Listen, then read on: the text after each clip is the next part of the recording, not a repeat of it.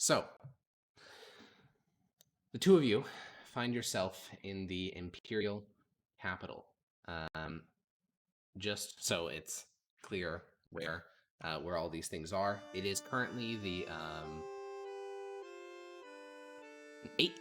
16th of January.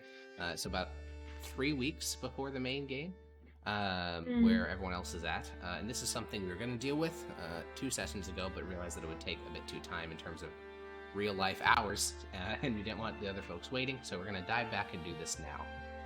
So I'm gonna redo the briefing that you guys got from the console, because I doubt you remember it. So the two of you received letters. Renesmee, you were investigating rumors of a battlefield along a river, and Maximus, you were training a skill, I believe. And the two of you received purple scrolls calling you to the office of Consul Lars Ignia. The two of you are now sitting across from him. He has been sitting in silence for about 20 seconds, and then he says, "What is your mandate as judges?" Bring peace to Transatlia. Good enough. Good enough. Well, there's something I need you to do now, slightly outside of your usual duties, but I need you to execute it without complaint. Will you have any problems doing that?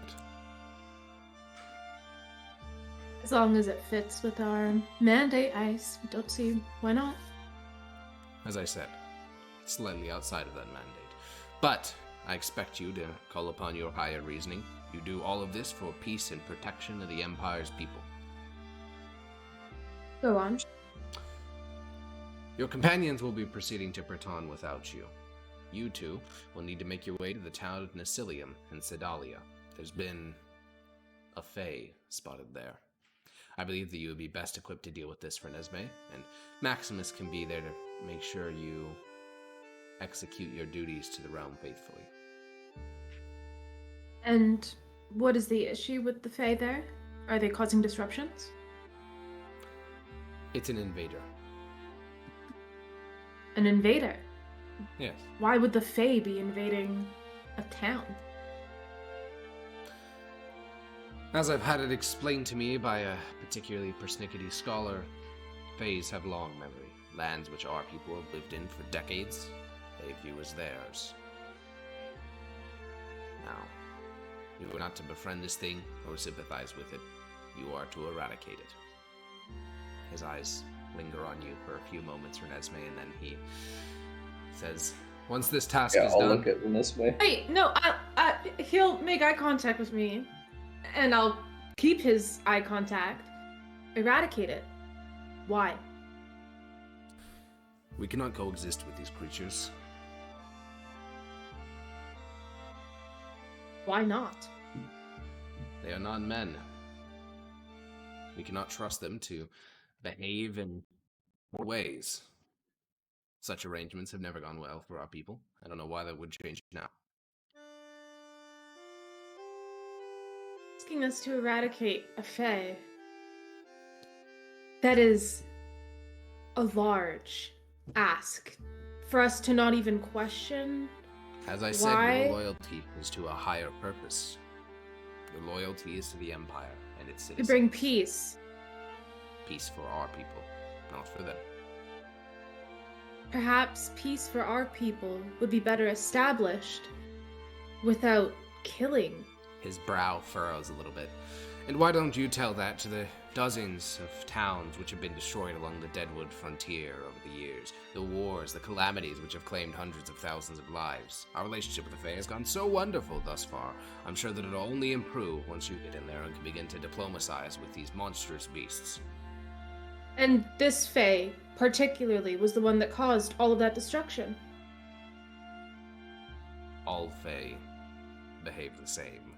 I don't need you to go out of your way to sympathize with this. As I said, Not all Fae behave the same. your loyalty to some frolicking creatures in the woods which wish to see you dead, or is it to the Empire which clothes and feeds you?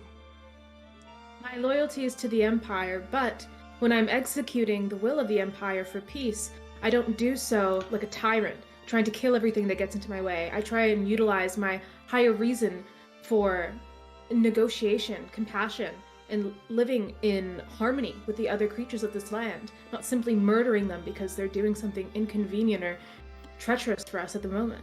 The consul looks towards you, Maximus, and says, "Well, let her use her higher reasoning, and let you use your lands as it's intended." Can do. He nods. We'll see how it And goes. He will wave two of you out of the room. As So- we're walking out, over to Renesmee, Huh? I'll turn to you as we're walking out. Mm. You really gonna try and reason with it? Absolutely.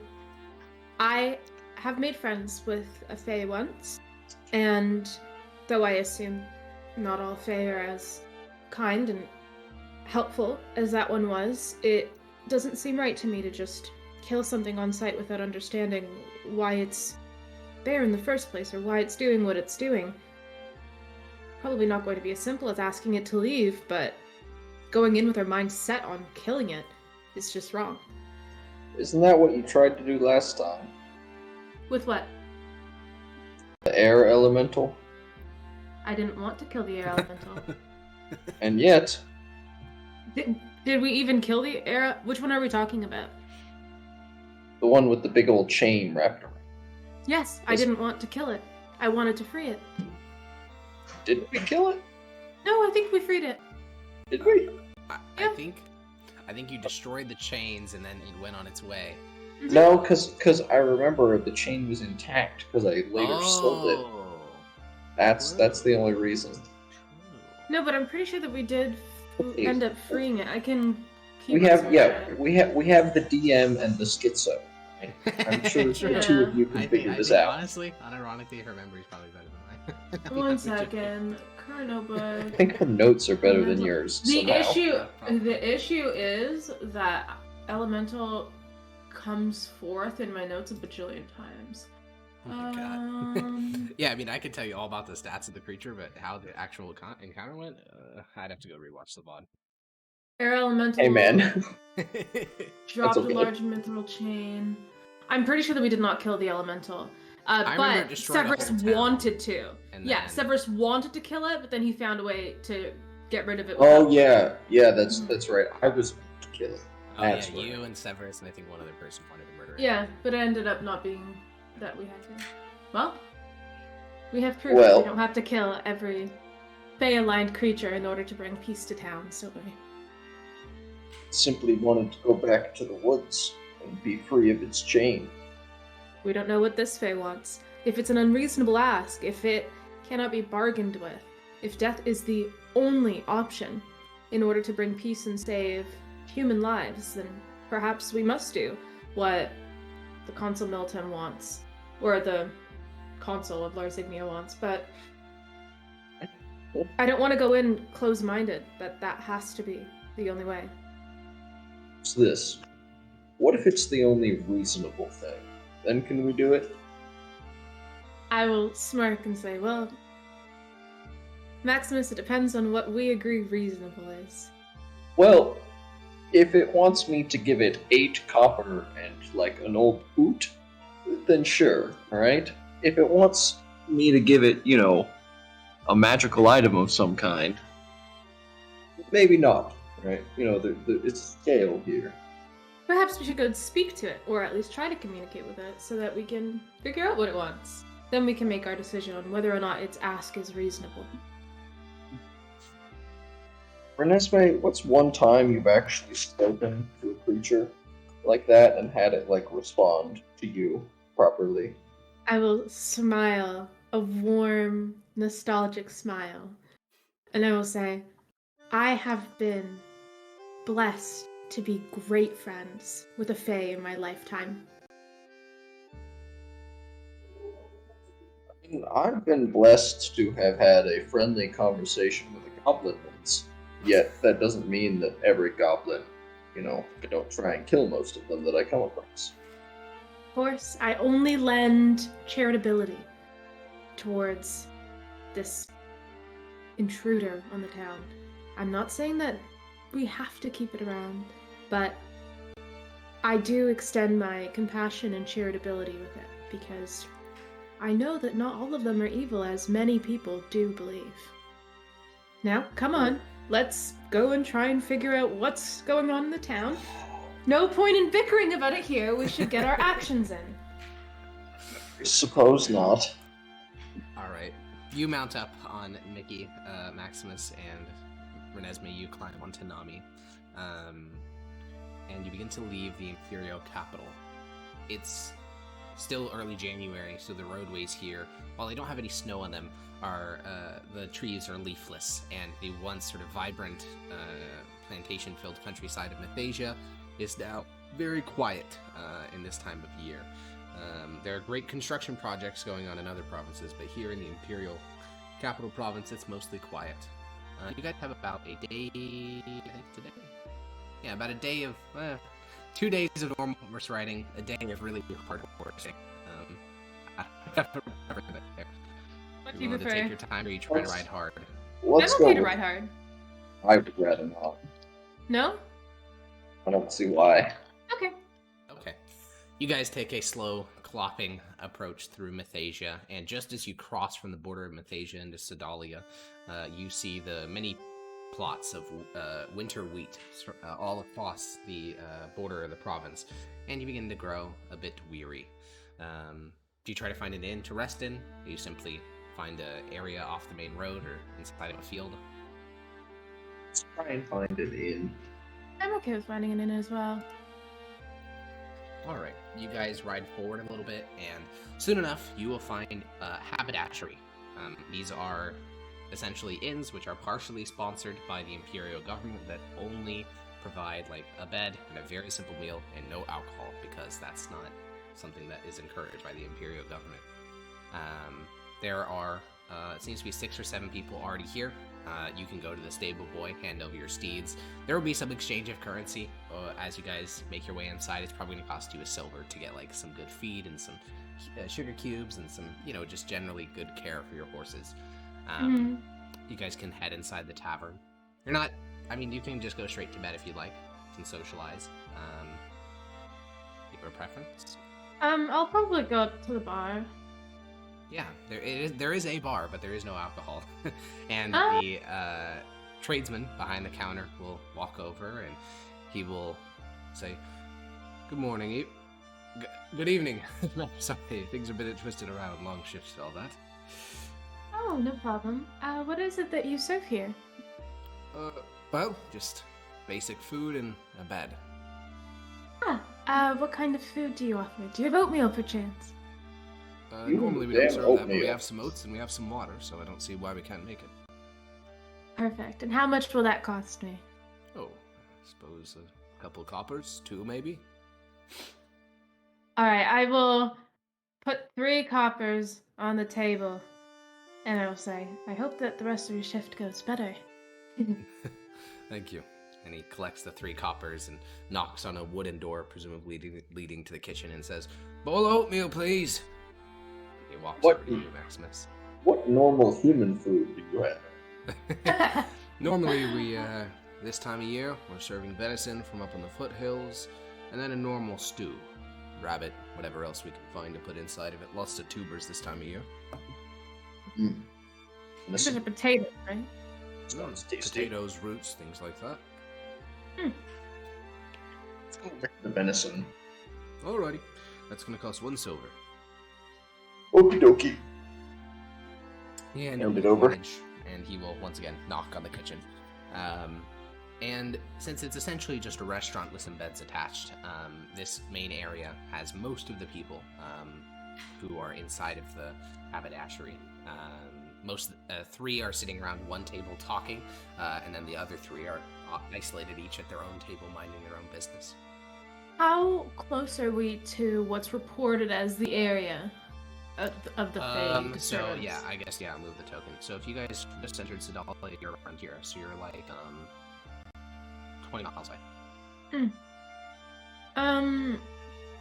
I'll wait until the barkeep gets back with the oats, because Yeah. I want to ask him about Yeah, that it. won't take too long. Maybe 4 minutes later, As you guys are still sitting there waiting, he will exit with both a shallow bowl of oats that have been warmed up. They're meant for horses, so they're not like high quality milled oatmeal that you're used to nowadays. And then there is just big old honk of venison and all the drippings of it in a bowl underneath it, which he hands over to Maximus. I Yum, will yum. take a bite of my oats, and I will be like, tastes just like they used to back in the day. And I'll look at the barkeep and I'll ask him, a question for you, good sir. Yes? Have you heard of any disturbances in the area as of late? Fae-related, perhaps? You talking about the screaming a couple months ago? The dreams? Maybe. I'm not quite sure what we're looking for. I've just heard rumors of Fae disturbances around here. Well, back in Nairfrost, almost everyone in the eastern half of the province got these strange visions, you know? With a golden knight being impaled on spears and... I got that vision as well. I don't think that's what we're looking for. Any disturbances with the food crops? Oh, yeah. I heard that a town to the west of here had, I think it's half their granary stolen or something like that. Probably won't survive the winter. What? Oh, wow. I'm not sure about what. Probably bandits. Things ain't as safe as they used to be. Can't even walk from here to Flamium without the risk of getting robbed. And What's Harvin, that? just out of character, granary equals grains, yeah? Granary is your food storage for the winter. Yeah. Ah, okay. What Wow. town was that? Oh, he looks towards one of the three. There's like that table of three people, and he points over towards one of them and says, Varus, what was the name of that town you told me about? One without the granary. And the older man sort of pokes up his head and says, Nasilium. Tradesman behind the bar nods. Says, Nasilium, I suppose. Oh, jeez. And they think that bandits took it. That's what I think. So unfortunate. I haven't heard any of the specifics of the rumors. I mean, you find bandits everywhere these days. Bandits in the east, bandits in the west, bandits in the south. It's not like in the days of my father. They're becoming quite a problem nowadays. Oh, yes. Hucksters, too. We had a man come through our village trying to sell basilisk oil. Oh, goodness. I'll turn to Nesme. Did the basilisk have any oil? Wait, no, that was a hydra. Fine. Yeah, I wasn't there for that either. You've seen a hydra. Oh, yes. Gotten quite rich selling its teeth, too. I can understand why. Not many of those are getting killed these days. Are you saying you're some sort of famous, he looks you up and down, adventurer? Judge. Well, he sort of straightens up and does a bow, and, you know, a couple of the other people from the tables who overhear that, they'll either move away from the bar, or, like, one of the solo people will stand up and give you a deep bow as well. No, that won't be necessary, folks. Of course it is, Lady Judge. No, we're just passing through here. Have I mentioned how much I love the Empire? Yes, several times. All right, good. Yes, we're investigating that case of bandits, trying to see, well, if we can figure out who took the grains, and what we can do to bring them to justice. Well, I wish you the best of luck with that. Thank you. Does your friend, and I'll turn to the person that he was speaking about before, do you happen to know any other rumors about it? We're just heading into the town, Yeah, he tomorrow. stands up and sort of walks over and says, well, Nasilium is quite a storied town. They've been having bandit troubles for nigh on 20 years, even before the peace was broken, because they got the Sedalian foothills to the north of them. Dangerous places. I heard even one of their youngsters, it must have been a generation ago, about 20 years ago, killed 4 men. One of the Sedalian youngsters. No, from a youngster from the village. He killed 4 grown men. A real killer, and then he disappeared in the night. Nasilium's a cursed village, if you ask me. And nothing's ever been heard of him. No, just a strange man arrived in the village. And then this youngster went on his rampage, and then the strange man took him away into the night. Wow. That's terrifying. How'd he kill them? With a weapon? Or... Dagger.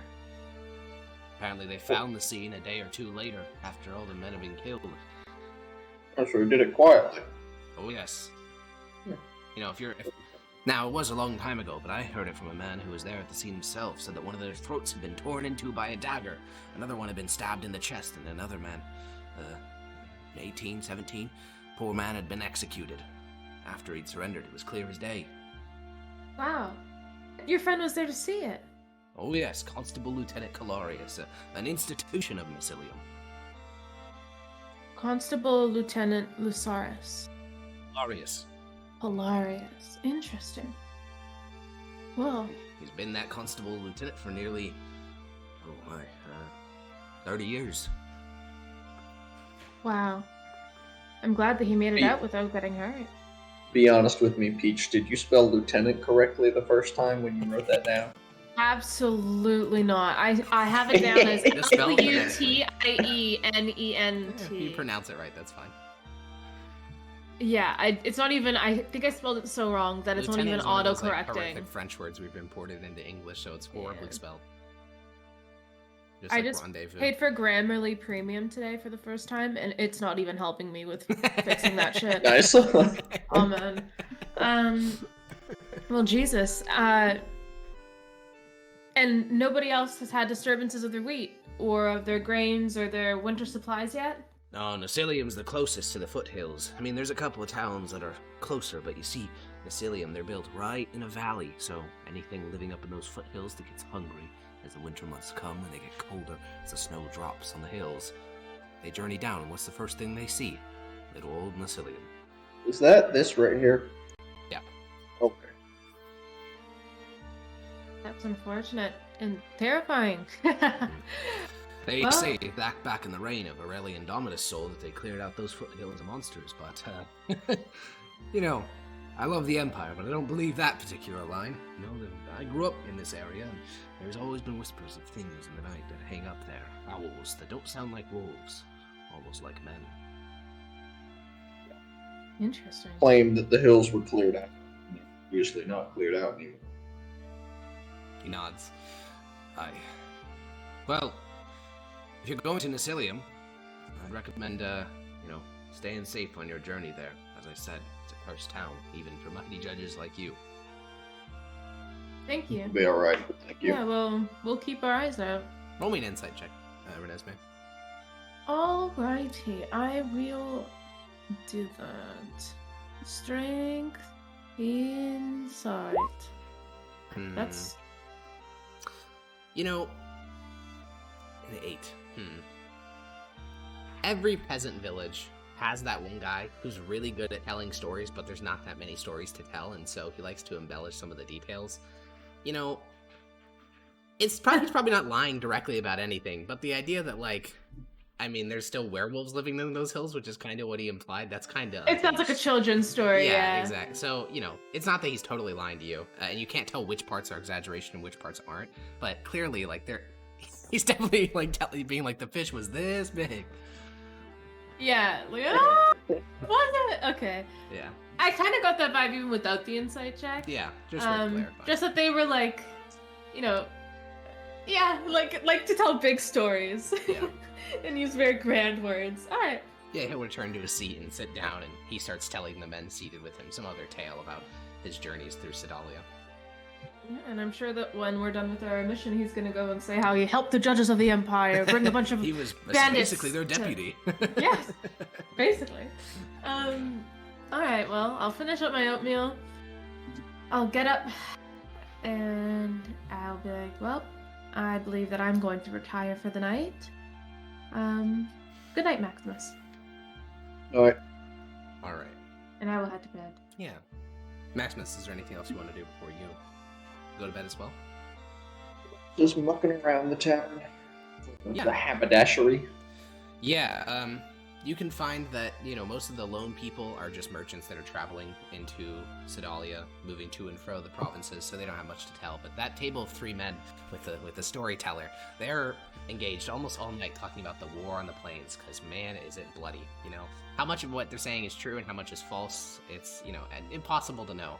But, it is a gruesome affair. There's stories of towns with no young men left in them out on the, in Transatlia or Cisatlia. There are stories of battles where not a single Tibrashan soldier died and where the entire Mythosian force facing them died. demons fighting for the Tabrashan side. Whatever the truth is, it's enough to say that it's not going well.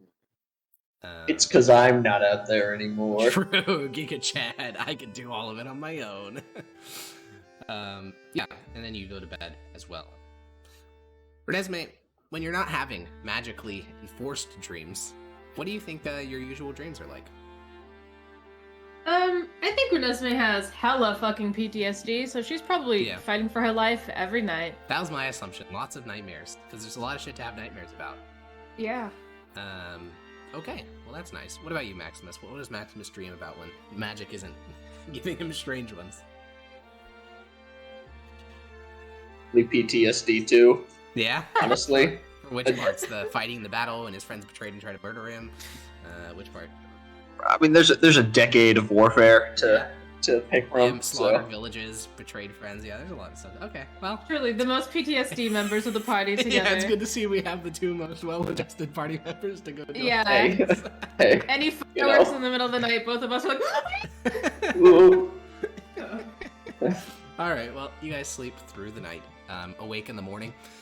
The only real sound is wind battering the haberdashery. So Sedalia is not known for its wind, but in this time of year, in early January, sometimes you can get some windstorms. You guys head outside. You can get some rations, just basically, it's not even a full day ration, it's like a lunch, basically, that they give you for free for staying in the haberdashery overnight. And he will hand those off to you as you leave. There's meat in it, so I don't know if you'll be interested in Renesmee, but that just means double food for Maximus for lunch. Yes, it does. Around the meat. I'll give him the meat. Okay, you'll pick around the meat. So there's going to be some grain, there's going to be some bread and some grains that you have to chew on slowly. So I guess that's fine for you. Yeah, Renesmee isn't against eating meat. She appreciates the natural world of survival, survival of the fittest. But if she can choose not to, she probably would. Yeah. All right. Well, double meat. You guys begin to slowly clock the next 20 miles. It's going to take you'll probably get there if you're leaving at 7 o'clock around 1 in the afternoon. Cool. And as you get closer to Nacilium, you can look to your west, which would be your right since you're headed southward. You can look to your right and see the Sedalian foothills. They're not that big. The Atlian Mountains are these, colossal edifices of stone rising up from the earth and splitting Mythosia in half. And then the foothills around them are huge as well, but these are not big. The hills slope slowly over the course of miles. It looks more just rolling hills than it does this horrifying area where monsters are going to be hiding.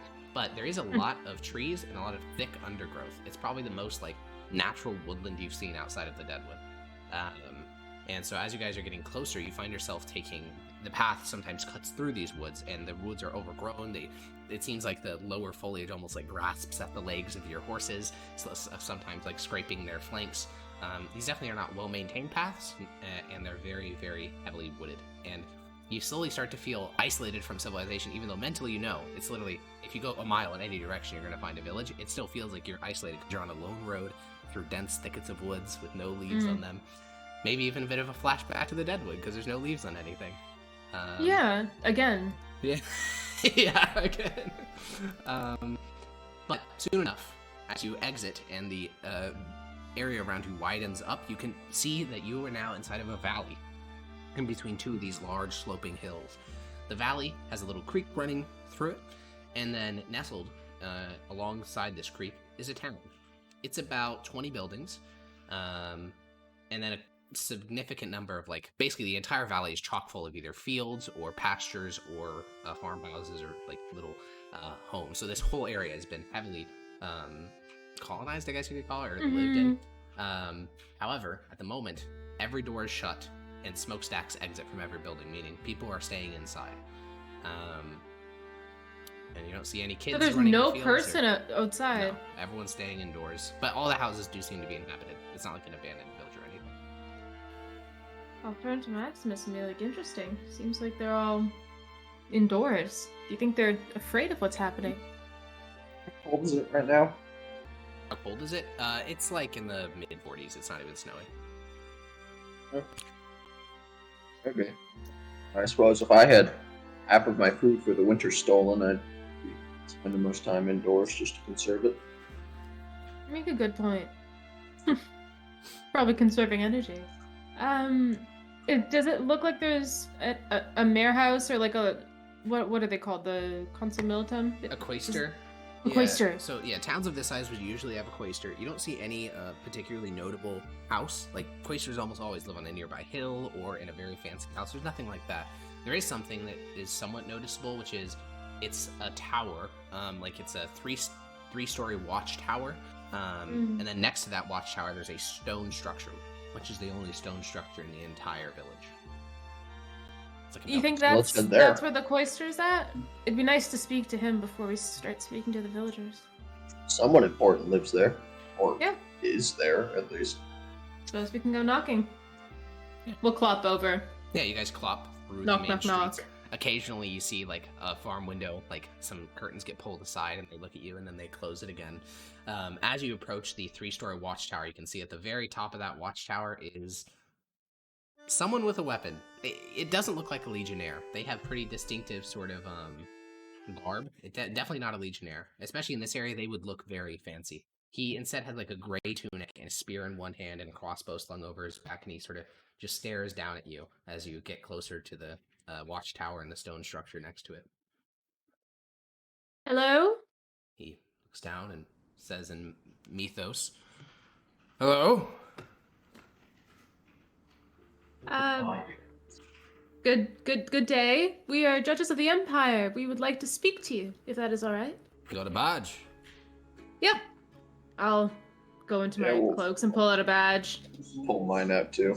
He squints down from the third floor of the watchtower, and then he says, "Yeah, all right." He descends the steps, and you hear, takes a while. And then eventually the bottom floor of the watchtower opens maybe 30 feet away from you. He opens up the door, closes it behind him, and says, "What do you want?" First and foremost, may I ask who we're speaking to? I'm Constable Marcus. Ah, well, I'll outreach a hand. Nice to meet you, Constable Marcus. I am Judge Renesmee, and this is my colleague. He walks over Maximus. and shakes your hand, and then with his other arm, he touches the head of your horse, like just to see. It almost seems like he's probing if it's actually there. When he gets a handful of Nami's face, he withdraws his hand, and she sort of snorts in annoyance. What was that for? Checking if she's real? Yeah. Been seeing Why? illusions around the village. Illusions of what? Travelers. Unreliable things. Fairy tales. Your hand Is it goes alright right if through 'em. we come inside and ask you more about that? We're here to No, you can investigate these speak with strange the constable. occurrences. I'm sure, Constable Lieutenant, I'm sure he'd like to talk to you. And he sort of Sure. walks over to Maximus and pokes Mickey. Mickey just stares at him. Then he walks away and walks over to the stone structure. The constable raps on the door a couple times and then reaches down to his keyring, but before he can open up the door, a older man opens it up. He's in his 60s, which is, it's not impossible. Average age is probably, if you ignore infant mortality, the average age is probably, the maximum age is probably 70 in the Empire, but still, it's very rare to see a 60-year-old doing anything of government duty. And so this old 6-year-old man with his grayed and white handlebar mustache and his sagging flesh opens up the door and looks at Marcus and waves him inside, and he looks out towards the two of you. He whispers something to the other constable, but then nods and says, "Lord and Lady Judge, please come on in. Thank you. You can tie your horses up to that post. I don't know how good the trough water is. May not want to have them drink it." You're alright. into the trough. You will look inside. It is clearly not been replaced for a week or more. It's disgusting mucky water. Monkey water. Mucky water. Oh. I'll head that makes more inside. sense. Yeah. I'll Okay. look at Mickey. Don't drink that. I'll look at Nami I'll too. walk Yeah, inside. don't drink that either. Okay. You guys head inside after tying up your horses. This intro area seems to be a sort of, it's like town hall, because it's kind of open up. You could easily set up chairs here to have a town hall, and it seems to be at the moment serving as a sort of impromptu office. There's several tables here, chairs. There is 6 other constables, though about half of them look like almost like militiamen. They don't have fancy uniforms, they just have spears and shields. And the constable lieutenant brings you in, and Maximus, that's when you make the realization it doesn't look like an office, it looks like a war room. Like this seems to be a planning area for some operation. And the constable lieutenant like points towards his men and says, "We have some judges visiting us. Show them the proper respect." And all the men stand up and give you salutes. I'll do like a very like small kind of bow, like thank you very much. We're here because of the reported disturbances that you all have been experiencing, as well as the theft of some of your granary. Is there more that you can tell us about this? Well, I'll be damned. Fucking judges. All right, yeah, let's go to my office. Fucking judges. He chuckles to himself. I asked genuinely. Well, I sent a request to the governor. I didn't expect I'd be getting imperial judges for that. Ah, as in you thought that your problem was too small for us, or too large? Of course, I thought I was gonna get, a single contubernium of legionnaires, just stick the thing dead. Well, I suppose they're seeing this as the problem that it is, apparently. He shrugs. Why don't we talk in your office? Yeah, he walks through. You guys walk past like a dilapidated jailhouse. Blood stains are on the floor of almost every cell. And then he brings you into his office. It's not particularly cramped. It's not like he has any books. Those are much too expensive for someone in a village like this. And he'll sit down at his end of the desk and gesture towards 2 rickety wooden chairs. I will sit in it. Well, where do I start? At the beginning. Oh, maybe not quite. I will go that one back. About 3 weeks ago, just before Shattering Day. Shattering Day? Shattering Day, celebrating the New Year. Ah, I see. We noticed that a little bit of grain was missing. It wasn't much. 2 rations worth. We assumed someone had just been hoarding, when they'd gone to the grain, they'd stuck a little bit of extra in their shirt. Nothing too much to worry about. We asked everyone around the village, searched some homes, and we found nothing. We assumed whoever done it had just eaten. We had enough to handle a couple people doing petty thefts like that. Then 2 weeks ago, about 3 weeks of grain went missing. That's 3 weeks of grain to feed an entire village. Just for an idea of poundage, we're talking something in the range of 4,000 pounds of grain. There was no sign of theft. The door was locked. No one saw anything. Then a week ago, half the remaining grain disappeared. We're down to about a month of food, 3 more months of winter. See.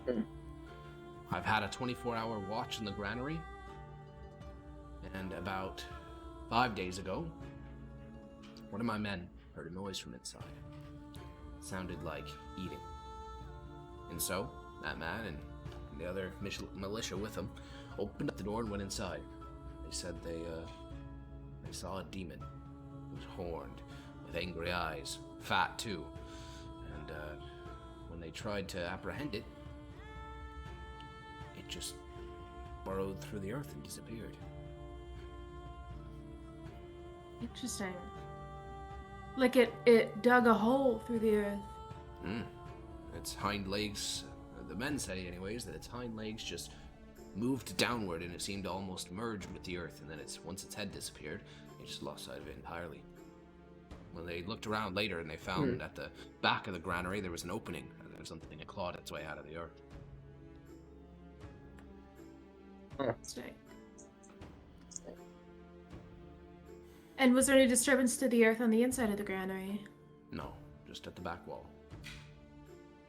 Back wall outside. I don't know how the thing was getting in. Don't know, how it got out in that moment, but it's some sort of demon. And they're the only ones that have had the face-to-face contact with this thing. Yeah, we've been seeing some strange things since that incident. For the last 5 days we've been seeing. He seems to be a bit, even in his old age, seems to be a bit bashful and says, "Oh, we've been seeing headless knights and, hunting parties of King Oban and, just all the little fairy tales you read about. think the thing's trying to throw us off our game, so we stop protecting the granary and go chasing shadows. Interesting. And all of the townspeople have been seeing this. Most of the townspeople have been ordered to stay indoor. Only those absolutely necessary for our survival remain out. A couple of farmers and my constables and militia. Has anyone been physically harmed by any of these either visions or demons, or has it just been the indirect harm of the stealing of grain? Just the food. Got it. No one's even seen it outside the granary. Whatever it is, it can move very quietly. And this might sound ridiculous, but there's been rumors that it's some sort of fae that's disrupting you. Do you know anything about that, or any history of the town with anything fae-like? I don't know nothing about fae. All I know is that the creature we saw had shaggy goat legs, horns extending from its head, and a fat human torso. Sounds like a demon to me. Shaggy goat legs, a fat human torso, and a what? Horns from its head. Horns from its broken head. off.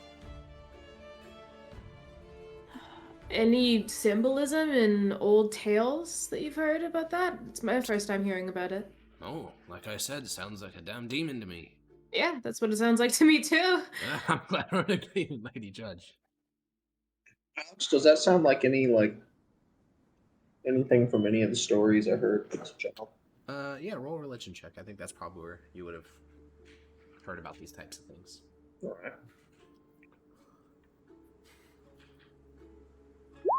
So, you haven't specifically heard about anything of that description. There's Skull. only one problem with what he's saying, which is that what the fuck is a demon? Like, demons aren't just things that walk on the earth. There's no, like, universal description of what a demon is. There's just, like, folklore and, like, oh, this thing will come and get you.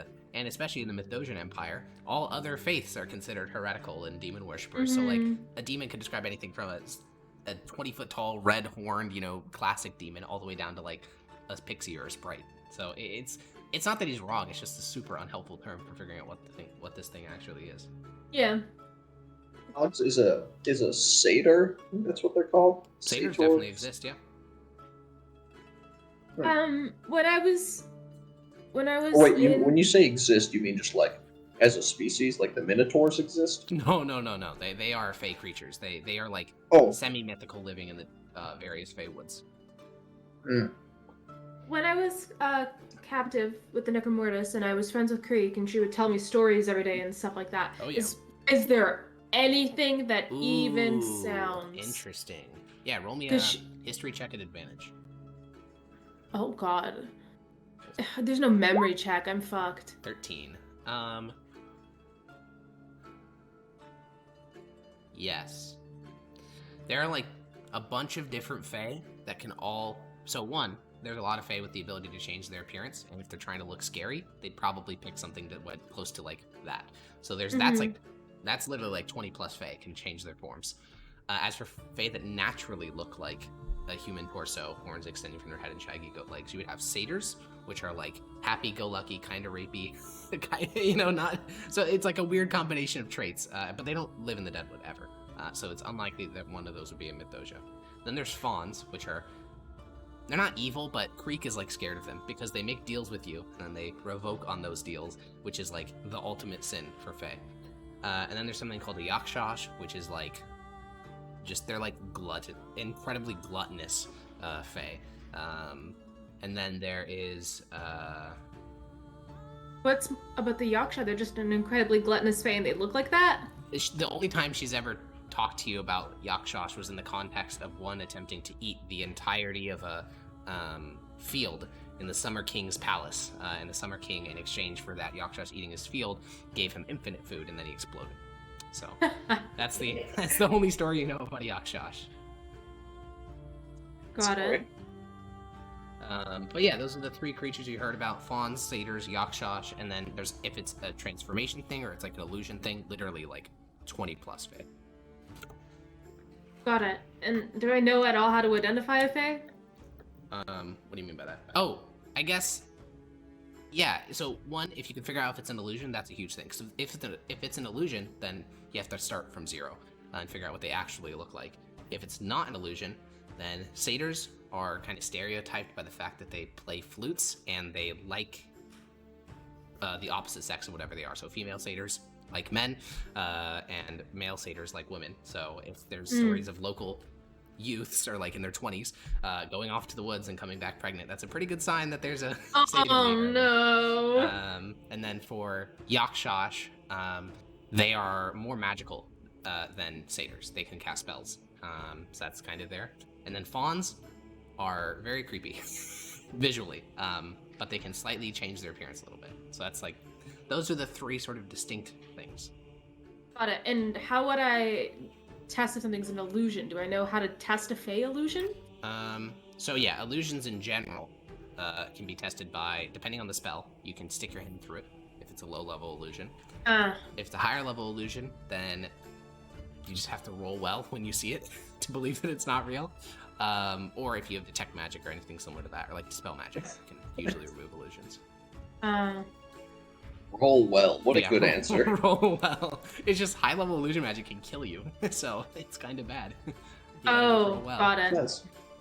Interesting. Well, thank you very much. Yeah, the constable lieutenant nods and says, well, I could show you the granary if you like, or obviously you can proceed the investigation if you like. Yes, I'll speak to my colleague here for a moment. Of course. And before he we stands up go. from his chair Yeah. and exits the office. All right, Maximus. The Fae friend that I once have told me many, many stories about Fae and the time that I knew her. And I've narrowed it down a little bit. It sounds like if I had to guess what this was, I would guess it was a Yaksha. They're known for being incredibly gluttonous. It is. And if it's not an illusion, what they saw in the granary, then they are described as, goat-legged, horned, but also kind of human-like. So that is a possibility. There are a few others. The first thing that we should try and do, I believe, is figure out whether or not what they saw in the granary was an illusion. So that we know if we're seeing its true form, or if it's just an illusory form. If it's an illusory form, then there's a lot of things it could be. Many Fae can change their appearance. When you say an illusion, you mean like it's still an actual physical thing. It just changed what it looks like, or it's like Yes. ghost guy. Oh, okay. Like, in reality, it could be a small, tiny, adorable pixie. That's how it could look in our base reality and the way that it actually is. But in order to scare these people, it could change into what kind of folklore myths talk about, just to scare them as much as possible. Well, it needs to be at least big enough to need that hole in the first place that it made it. Perhaps, or what if the hole is an illusion? Holy We'll have to shit. see. It's illusions all the way down. We'll have to see. All right then. It burrowed through the earth, apparently, and there was no actual burrow inside the granary. And yet, somehow, it also created a huge hole in the wall. Who knows? Any of them gonna be harder to kill than poke it 5 times? I'll narrow my eyes at him. Maximus. Hey, you think on your solution, I'll think on mine, alright? I'm not saying it's the first thing we have to try, just something I always gotta keep in mind. Alright. I would like for us to work as a team here. And with that, there will have to be compromises on both of our sides. I understand if there's nothing that we can do to reasonably negotiate with the Fae, that we might have to take your approach, but I do ask you genuinely to consider my approach first. Yeah, sure, that's fine. Again, I'm just planning. I'll nod my head and be like, all right, well, we should take a look around the granary. I just wanted to give you a little debrief of some things I remembered about the Fae before we went out, so that you could keep your own eye out on, that All kind of stuff. Also, is that a yes? Oh, yes, for what? They're not going to be harder to kill than poke it 5 times? I'm not quite sure. From what I remember, and this is based off of my memory, and maybe I can roll for a better memory on how hard Fae are to kill, but from my actual memory, Fae are pretty hard to kill. They are immortal, usually, outside of if they're physically harmed. Like, you can stab a Fae or try and kill a Fae like that. Okay, I see. Yeah, you can kill them, but they are pretty hard to kill because there's not very many stories that I've heard from my Fae friend about them being killed. They can cast magics, and I believe quite strong magics, that would prevent you from, being able to stab them. Maximus In just fact, furrows his brow. Fucking magic. yeah, I even know of my friend, my Fae friend told me a story once about some men that she encountered in the woods that wanted to eat her, and I don't know how she knew that they wanted to eat her. I don't know if she could read their thoughts or if they thought that she couldn't hear them. But she ended up killing them all. So, I think it's much more likely that it will kill us before we kill it, unless we really understand what we're dealing with and we have a very good plan. Killing 5 men, I could do that. That's Do not what? that hard. Like, killing 5 men, it's not that impressive. Yes, but it's... I can do it. Lars can do it. Mm-hmm. But it's not a Zednius man. could probably do it. What if you swung for a man and then turned out to be a fake man? I don't know. We're dealing with magic here. It's much more difficult. Alright then. Nonetheless, let's go to the granary. Can we call for the duder to come back and bring us? Yeah, you guys can just exit the room. He's waiting out in the hall. Yeah, he will guide you guys back through this sort of command post inside the constable's office, and out into the streets. A small little, retinue of 4 other militiamen join you, and it's easy enough to find the granary because it's the only place where there's people outside of it. There's 4 guards outside of it, and they seem to be handing out the daily rations for at least a small sect of people because there's about 6 people in line at the granary. As the constable lieutenant approaches, one of the guards stands up to salute him, and then when he sees you two, he goes for a bow instead, and the constable lieutenant waves off the 6 people who are waiting for their rations and opens up the door to the granary and goes inside. This is a stone structure, mostly recessed into the earth. It's 5 feet above the ground, but the other 10 feet of it are all built into the earth to try to keep sort of some degree of temperature control. The top of it is built of stone. In the interior, you instantly visually can tell that this town is fucked, because assuming that it's meant to be full, this thing is a quarter of the way full right now. And a lot of the grain that is there looks wet, which is weird because this chamber is bone dry, meaning something maybe something slobbered over it, or who knows. For whatever reason, though, a lot of this grain is wet, which means, it doesn't take a genius to know it's going to spoil long before they eat it all. So I turn to the consul and ask, why is the grain wet? Been like that after every one of that demon's visits.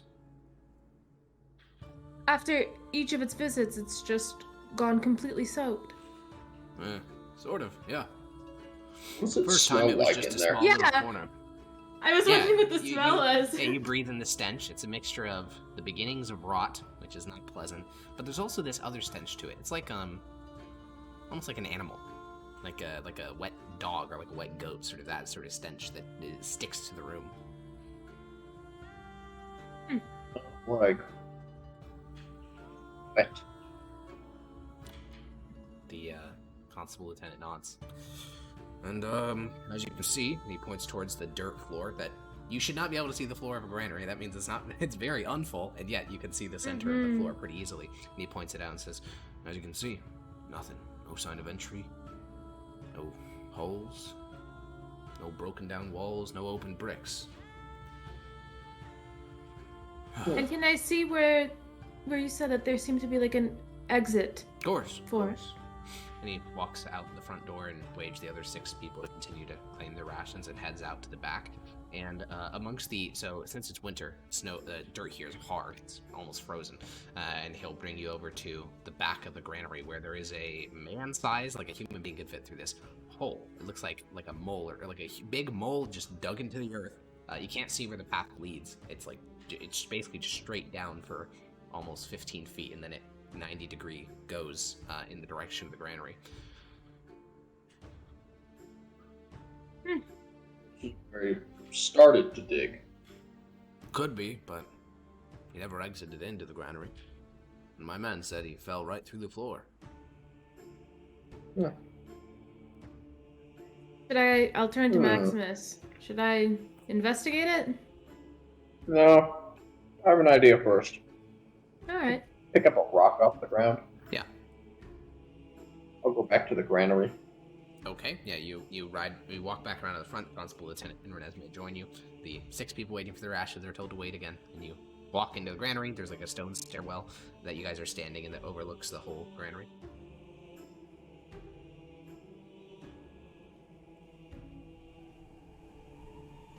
I'll just watch Maximus. I'll toss the rock at the exposed bit of ground. Yeah, it hits, rolls a couple inches, and then drops out of sight. I thought. Constable Lieutenant blinks a couple times. What? It covered its hole with an illusion. I imagine the hole is just connected. He walks down the steps of the stairs and, Follow him. slowly, with his spear, begins to poke the dirt. And eventually his spear just goes right through, and his full body weight, because he, is putting a decent amount of force, he sort of tumbles forward and hits the rest of the dirt floor and sort of pushes himself back up. Oh, shit! I'll poke at it with my arm. Yeah, you find, using your arm, you can find the 5-foot by 5-foot hole that was dug directly in the granary. Even your hand going through it, it's not like the illusion like, shimmers or anything. Your hand just goes right through the floor. It's a very weird thing to visually see. Poke my head through. Yeah, you poke your I can head see through at the and bottom. you find a giant hole. You can see the roots of trees that have wormed their ways to the base of the granary. You can see the almost like shocking structural stability of what is essentially just a borehole from something. And yeah, it's just a hole. It's just a hole that's covered up by an illusion. I'll Back keep up. thinking. Renesmee, do you dispel magic? I do. I'll gesture at the hole. I'll dispel magic. Alrighty, it automatically succeeds since it's a higher level spell than the illusion, and this illusion disappears, and you guys now see visually the opening to the hole, and the Constable Lieutenant whistles and says, well, I'll be damned. Well, is there anything else that gets dispelled, or is that the only magical thing going on? You can only target here? one effect at a time. Oh, fuck. Yeah. Should I station some guards in here or at the back entrance? I'm not sure, honestly. I think it's probably wise to have people looking at the granary, but whatever we're dealing with clearly knows it's illusion magic. I would imagine that if it wanted to come in, it could probably make its way in and create an illusion that the weed is all still here. And, it could make it looks around seem... and you see the Constable Lieutenant jog over to one of his stacks of grain and run his hands through it, and as he makes contact with it, he smiles and says, oh, thank God. Like it could do that, or I'm else it would. surprised that the thing didn't create an illusion that the granary was full. Maybe that would be too hard for it to keep Well, up. I'm glad he didn't. We'd probably all be starving and not know why. Agreed. Oh, thank God. Well, I suppose have your guards watch over the granary, but either I'm not quite sure how we would prevent them from falling to an illusion. Make them aware that there's illusory magic, that there could be entrances or disturbances that they don't even see. Perhaps run their hands over the brick at night to make sure that there are no holes. All right. Investigate the ground.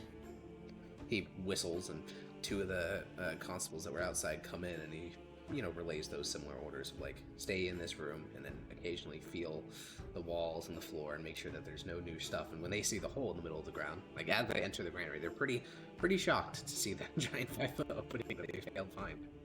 Is there any way that you can Maximus, is it best for us to leave this hole here so that this creature thinks that we haven't found it yet? Or should we ask them to cover it up? Yeah. That's a good idea, actually. What is? Keeping it here? Alright, what was the last time it came by? 5 days. That's when we scared it off with spears. Hasn't been back since. Only its illusions. And when was the last time before that? 2 weeks ago.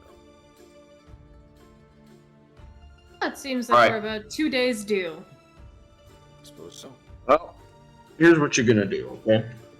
You're gonna not post guards on the outside tonight. That way, it'll think that it's unguarded. But in reality, me and her and a couple other guys be in here waiting for it. All right. I'll let them know. And I'll look at Renesmee. Do you have a net? I don't have a net on me. I'll turn to the console. Is there Oh, a way that you sorry. can... I looked at Renesmee and then asked that to the console. Oh. The constable. Constable, yes. He'll nod and say, "No, well, I'll go ask one of the hunters. They may." Thank you. Please make sure that it's quite large, if possible. Yeah, we'll see. And he climbs up the steps. The constable's joining him, and it's now just the two of you in the base of this rotting, mildewy granary. Well, Are you sure we have to catch it? it would be preferable. Though the question is, what would we do with it when we caught it? Well, Yeah. if you're a typical Mythosian, you bring it to a town square, put in some stockades, and you got like a month of entertainment. Oh my god. Hey, that works too. Although it's winter, so probably a bit less than a month. Do I know anything about Fae being like reasoned with? Like, if, for example, it's a you've Yaksha. talked to Faye before. Yeah, but if it's a Yaksha and I'm like, listen, everyone wants me to kill you. I don't want to kill you. Unfortunately, the stories you got from Creek, they are not these like academic, like monster manual descriptions of behavior. They're like, they're fairy tales, so they're not telling you much about the real life one is how much do you know about the psychology of Rumpelstiltskin? He's just an evil goblin creature that steals children. So that's the stories you know about these creatures. So unfortunately, I think you know the one story about the Yakshas, but does that say anything about them, or is it just a story? So I don't think. Story. Yeah, I don't think you have any insight on that. What a good analogy, Alex. Yeah. I mean, So, it's hard the to one say. story I heard of a Yaksha, Maximus, was it's an incredibly gluttonous fae. And this one Yaksha was trying to eat an entire field of wheat, and the person who caught it, they took him out of the field, but they gave him infinite food. That was their deal. And then he ended up eating so much food that he exploded and died. I don't think that we can kill it via infinite food here, because I'll look around the granary. Seems like they're lacking. And the end result, if it was the Yaksha, was its death anyways, so perhaps that would be the best course of action if that was what it was. I don't suppose we can assume that's what it is and kill it when it gets here. Yeah. But we can do that? No. I don't think that we can assume that it's that, because there are so many fae that can transform to look like that. It's just that Yakshas apparently do have similar features. As to what they're describing, we'd have to touch it to see if that is really what it is. You ever heard the expression, if it sounds like a duck and walks like a duck and sounds like a duck, it's probably a duck? That was probably written by someone that never encountered a fae. It looks like a Yaksha, and it acts like a Yaksha. Probably a Yaksha. I agree that that's the most likely explanation. However, this is a fae we're talking about. Let's keep that in mind. So, our idea, our game plan for tonight is going to be to lure it in here, yes? And how will the netting work? Yeah, so probably an hour later, the constable lieutenant will return. They have nets for deer. That's like the biggest thing they have, which is a medium-sized creature. So if you're assuming it's a That should medium-sized do. okay, cool. Then yeah, the nets are actually, I'm like 99% sure that they're beast by 5e. So they just use your strength mod for their attack. Yeah, they are hoggers. So one of you guys can end it. Probably Maximus, since he has high. Actually, Yeah. don't you have a crazy strength as well? Isn't it like 16 or something? I don't know. Let me Okay, see. well, Maximus has, I think he has slightly higher. So Maximus, you can just add a net attack to your sheet. It has a range of 5 to 15 feet, weighs 3 pounds, and it has. How do I see my your strength? Your strength score? It's just like Yeah. the thing on the left-hand side of the sheet. Oh, I have a 16 and above it there's a 3. Yeah. So that's, I think yours is 16. I think Maximus is 18. You're both very jacked. Yeah. So it doesn't really matter who uses the net. Phew. I think Max is like 5% better than you. Yeah, So not Max huge. will have it. Right. All right, and After he delivers you guys the net, he says, Well, it's gonna be nightfall soon. More of those apparitions are probably gonna stalk the village, so I'm gonna go make sure everyone's in their homes. okay. Love how the like, if you search up net in the thing, it has the ability to give you a +3 net, which I don't know why anyone would ever that is very have funny. get or have one of those. The legendary net. That'd be So- funny. You go on an epic quest, it's like, I've got a +3 item. What is it? A +3 net. How does this work? How does a net work? No, the thing I put in chat. Does that work on dominate a beast. fae? No, it's a beast. Oh, And sorry. There are types of creatures in 5e. Types of creatures include humanoids, which are almost everything. Then there's undead, there's fae, there's monstrosities, blah, blah, blah, blah, blah. There's a lot. And this one specifically works for beasts, which is like Got it. almost everything you can transform into is a beast. So it's those types Okay. of things. Okay. This allows you to like basically mentally enslave animals. Aww. Nice. I mean, that's what it is. For a minute. For a minute. But, I mean, in a combat, that's like... Long time. I'm just looking Upcast, you over can my mentally enslave them forever. spells, trying to see what I can do here. Yeah, to do Dominate Fae, you need a spell called Dominate Monster, which is level 5. Oh, got it. Really? That's only level 5? I think Dominate Monster is level 5, that's all, yeah. Is dominate humanoid a thing? Nah. Dominate Monster includes... Oh, no, it's level 8, Jesus. I was about to say dominate 5th level seems a bit too low. Yeah, and it includes all creatures, which includes Fae. And humans? And humans and everything. Okay. Yep, that's why it's so high. Yeah. Because when we started the last session, we had full spells and stuff, and it's 3 weeks before then. I'm assuming we're gonna get a long rest before we go back to our Yes. normal time. Yes. Got it. Well, So I'm yeah, kind of. So technically... theoretically yeah. flush with spells. So all of your stats, everything you have is reset because this is 3 weeks earlier, and then you guys would have had a rest, and then you would have gone and met up with the party and done all the stuff you did over the last 2 Got it. sessions. Okay, so theoretically, I am flush with spells. If I can You are flush with spells. use them theoretically- correctly. Theoretically, you are flush with spells. Yes. You are All ready. right. How many spell Wow. slots total do you have, Renesmee? I think 4 first level, 3 second level, 3 third level, 1 fourth level. Not bad. Not bad at all. Yeah, Druid's Well, not bad if I can use them all in one day. yeah, or if but you it's have hard anything when to I- do with- Yeah, when I have to, True. economy them for until we get a normal long rest, which sometimes is like several sessions. Basic. I remember. I know, that's why I want my pearl. Well, I will ask Maximus where he wants to set up. How are we gonna do this? If it comes in and it starts eating and we see it, we should catch it, first and foremost. Yeah. Hook it to see if it's real. I assume it's going to start throwing illusion magic at us out of absolute fear, so just be prepared for that. I will dispel magic when I can. I believe I can only target one effect with each spell, and I am limited in my abilities with that. I can't cast it infinitely, so I'll try and Right. do it in the best that I can to get rid of the most important illusions. And then we can try to speak with it. I'm not sure what language it will speak. I was able to speak to my Fae friend in common, but who knows if these things speak the same. If it's a Yaksha, I'll try and reason with it, but in the story that I heard at least, it ended up being that the way that they banished it was by killing it. So Yeah, it seems likely. might be on board with you on that one.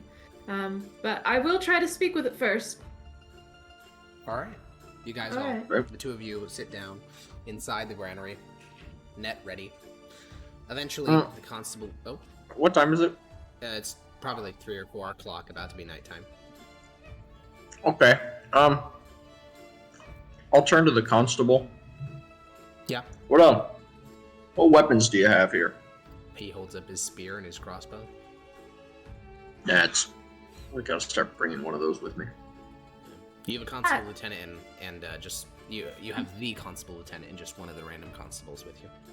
Got it. All right. I want to explain to the constables as well that there will probably be illusory magic, not to kill it at first, to wait for our say-so, etc. He has no idea how to... He doesn't know how to process that illusionary information, but will nod about the second part. Okay. Renesmee. Mm-hmm. Just before I say this isn't me asking, this is just me telling you. If it's gonna get away, I'm just gonna kill it. Yeah. Such is life. Alright then. Cool. Okay. So, some time begins to pass. The constable lieutenant's wife comes down and brings you guys some food.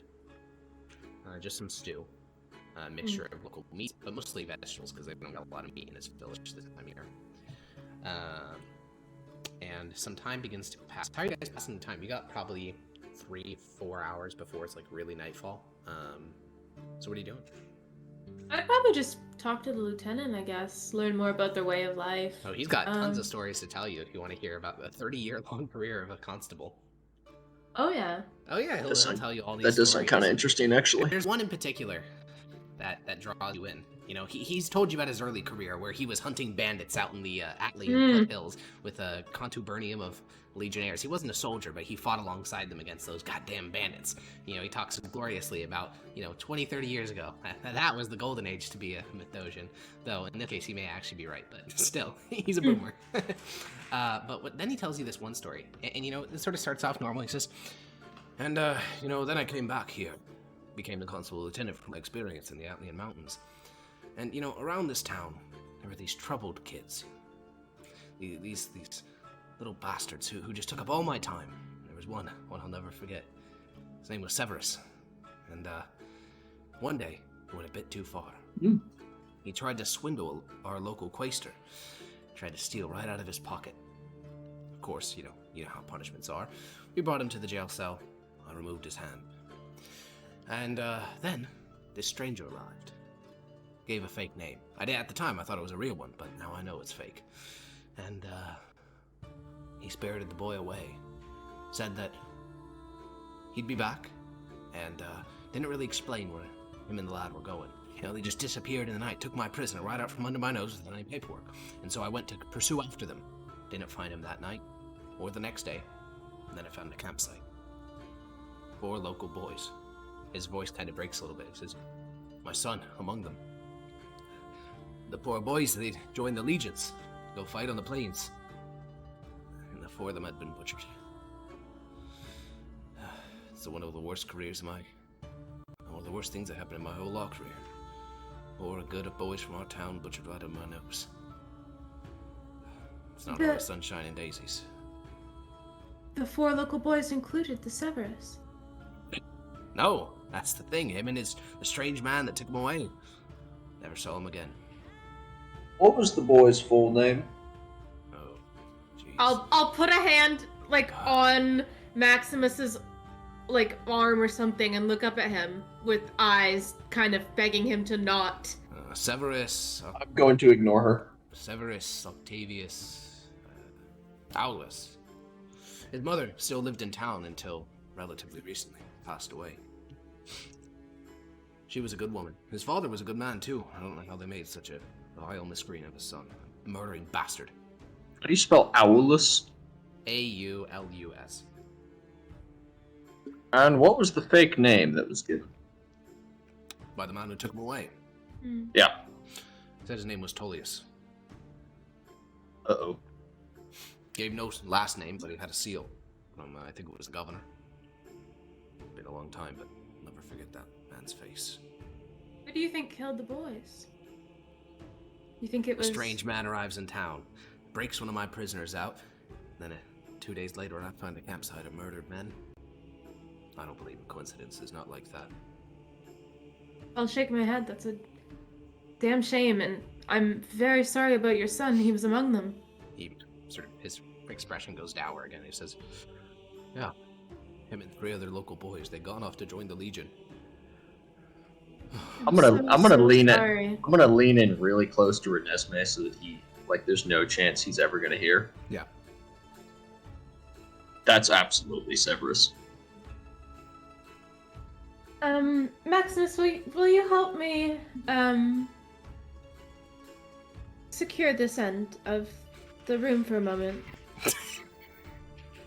you guys stand up from the Okay. hole and walk over to a rotting, grainy corner of the room. Maximus, Yes. I don't know what Severus's backstory is fully. I do but now. I did know that he lost a hand and had it regenerated with a ring of regeneration. Yeah, it's absolutely Severus. Yes.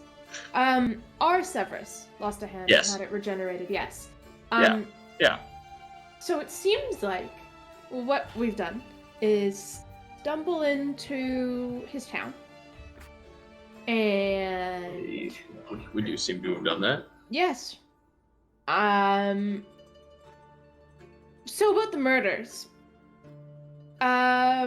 Sounds about on character for Severus. I hope that they were justified. I would imagine so. Tullius is an agent of the Empire. Yes. Yes. And we will not be mentioning our connection to Severus, the boy who he thinks killed his own son. Ever. Ever, ever, ever. I definitely will be at some point. What? Yeah, this is too good to pass up. What do you mean? Oh, I'm definitely gonna ask him. Severus. Yeah. Yes, yes. Oh god, yes. Oh. That's not what I meant. What I meant is Oh, to God, spare no, us we're from- never. Yes. Not to him. Yes. Okay. On the same page here. That's a bit more than I want to deal with right now. Oh yes.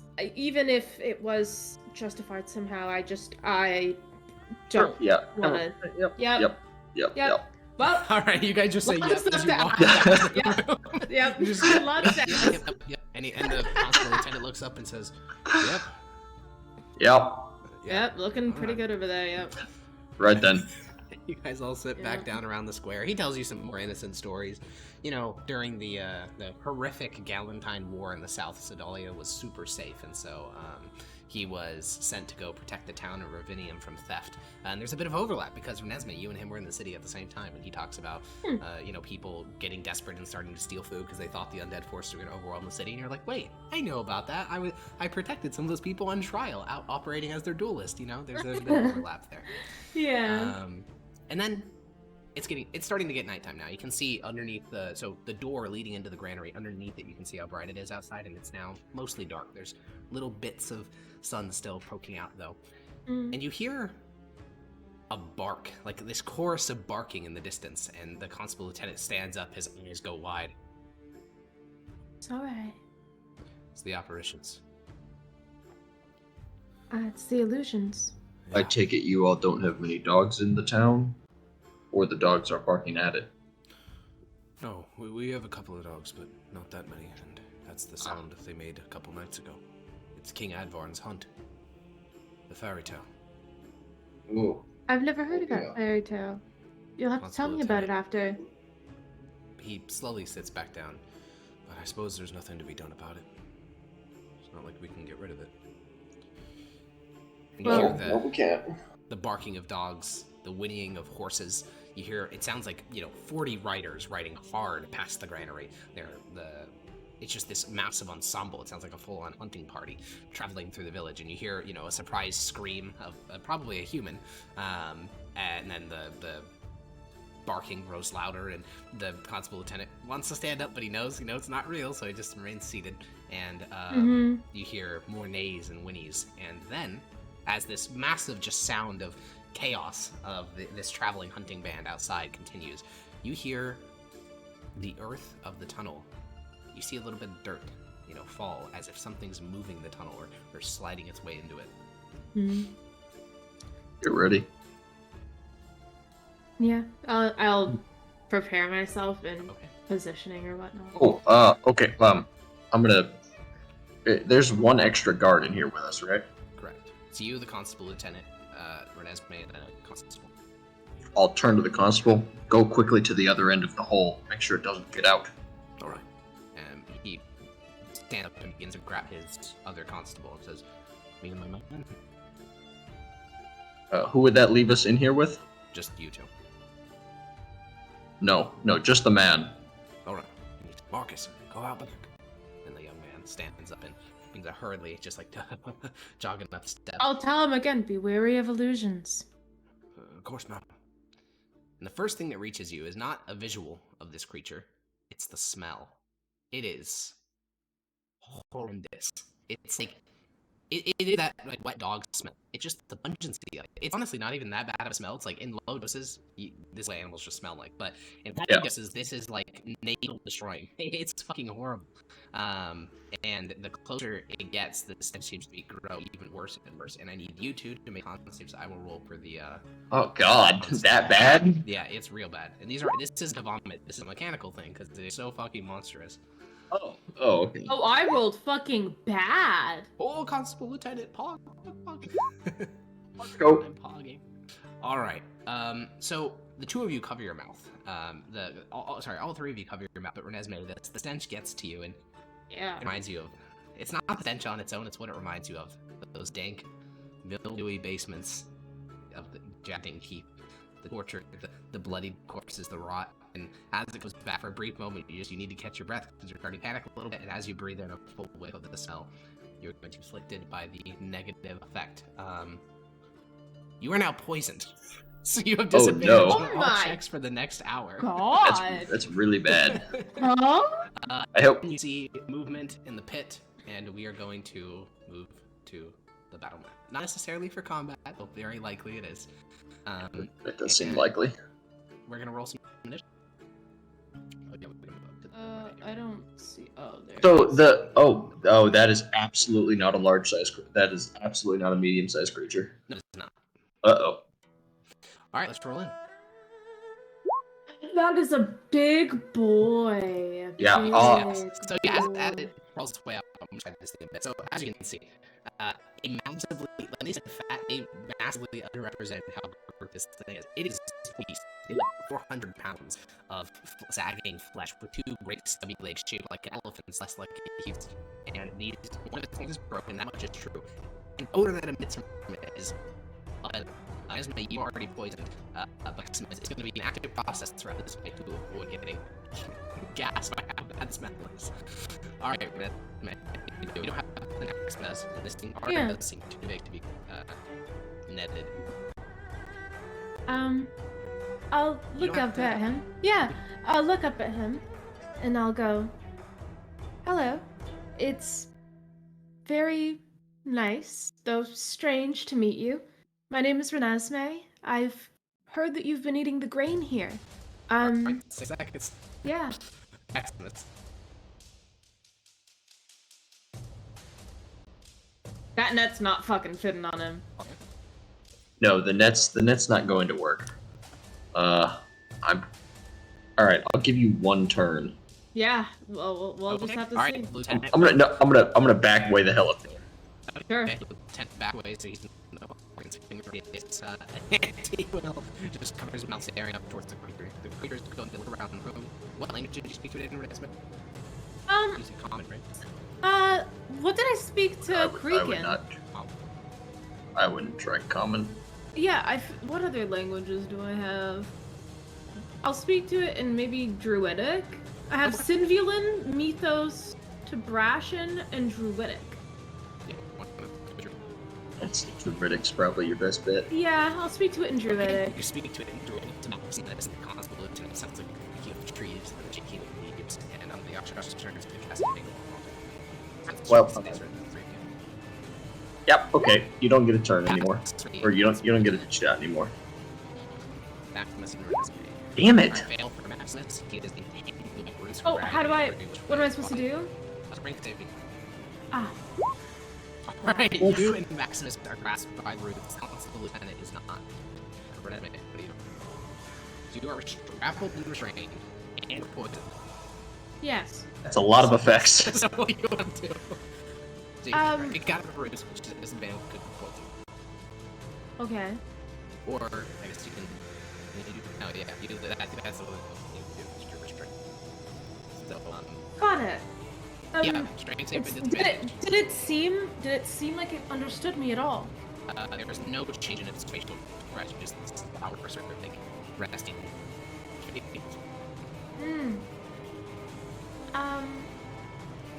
I'll try to speak to it in Druidic again. I'm not going to try and break free because I have no intent to harm you. Yeah, I would only like to speak with you. I would only like to speak with you. Please. I'm gonna try and break out. Yep, it's your action. Strike save. Surely. Oh, tears the cuts one of them. And then I'm going to move. Alrighty. Yeah. Wait. No. That's not my turn. Okay. You do that in the corner. I'm gonna go there. Okay. And then I attack using my bonus actions as well, because that's just like how dual wielding works. So True. I'm gonna. Oh, that's right. That's how that works. That's right. Not fucking bonus action. God damn it. Wrong character. God damn it. Wrong character. All right, that's my turn. Then the constable lieutenant will try to pull the spear in hand and backwards the creature.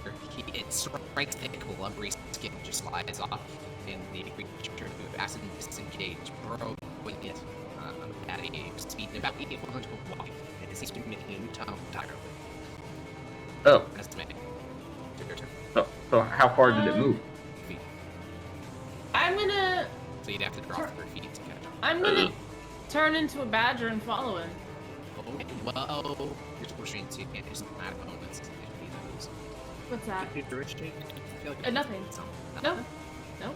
Okay, I just- be restrained badger. But I can go down. Yeah, but you're restrained, so you have 0 movement speed.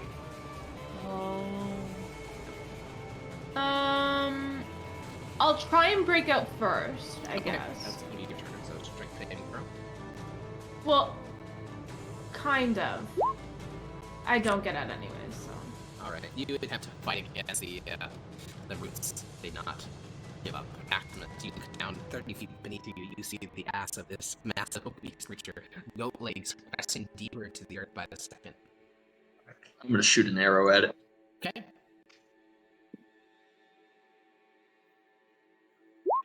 The arrow strikes the fat liver and pierces into it. Roll damage. That hits as well. You hear a grunting pain that sounds remarkably human on the creature base of the pit. The constable lieutenant is going to adopt a similar posture. Technically, it's a light crossbow, but it's the same roll, so he takes out this light crossbow and fires down on the pit. Oh! And he strikes the creature for blood damage and thick, dark blood. He gets a splatter along the edge of it falling down, and then it goes at a 90-degree angle, so it disappears with that fight. That's me. I still want to break freaking Okay, yeah, through. strength save. Disadvantage because you're poisoned, so it's 9. So you are still trapped, Maximus. Damn. Help your partner escape, or you can drop. Nope. It depends on, yeah. Oh, I'm not. How hard? How much would that hurt? 3d10. That's a lot of Jesus. damage. Nope, I'm going outside. It burrowed back up last time. I see no reason it's time to do the same. So you're leaving Illusion, Renesmee in the though. granary? What was that? You're leaving Renesmee in the granary? He'll be okay. The smell's not there. Okay. I'm not gonna get hurt. I could go after it with my burrow speed, though. You run up the steps. Yeah, I would say do that once you get out. Mm-hmm. It begins to pull at the roots containing you. He's unsuccessful. I suppose it's about Oh, not to man. matter too much anymore, because you're pursuing it across a large area of ground. Fucking finally. Yeah, you rip your way from the roots despite the disadvantage, and we can sort of exit the combat rounds. So I guess Well, we'll go on with that same turn, because turning into a badger is a bonus action, I will Yeah. turn into a huge badger. Sure, what's the um, dig speed of badgers? That is a good question. I Yeah, feel like let's it's pull it up. Giant badger. My gut says 30, just because that's what almost all of them are. But we will see. yeah. I'm pulling. 10 I'm pulling actually. them up. Ah. So it's so you can turn into a badger. However, I would argue because the hole is already burrowed. Well, yeah, I'm you only. you still drop 30 feet though if you're not making your own separate hole, which means 3d10 damage. Oh, that sucks. So do you want to drop down or do you want to make your own hole? No, I'll burrow. All right. Well, then we will cut to Maximus. Renesmee, you turn your body, pops and twists and turns and breaks until you are a badger. And I'm Maximus- following his beautiful, beautiful scent. It's easy enough to do, yeah. Mhm. Maximus, you run out towards the back. Constable Marcus is leaning against the building with his spear, and when he sees you, he sort of hops to attention. Lord Judge? Keep an eye out. All right. It's coming out. Lowers his spear and begins to look around. Not there. A new hole. He begins to scan the surrounding dirt. I'm gonna go to the other side of the building. Shout out if you see it. All right, all Doesn't right. seem to be that fast. The two of you guys. On the surface, there is a quiet, just for a moment. Spear raised. Silence takes over the village. Maximus, you have your longbow drawn. 2 arrows knock. And then you see some dirt begin to bubble. It's on the same side of the building as the first hole, but it's about 60 feet further than it was previously. And you can see a large, meaty finger pull its way out of the earth and begin to pull its full body up to the ground level. Marcus. Oh, I'm gonna whistle for Mickey as well. Okay, yeah, Mickey will start riding over as well. Is he up?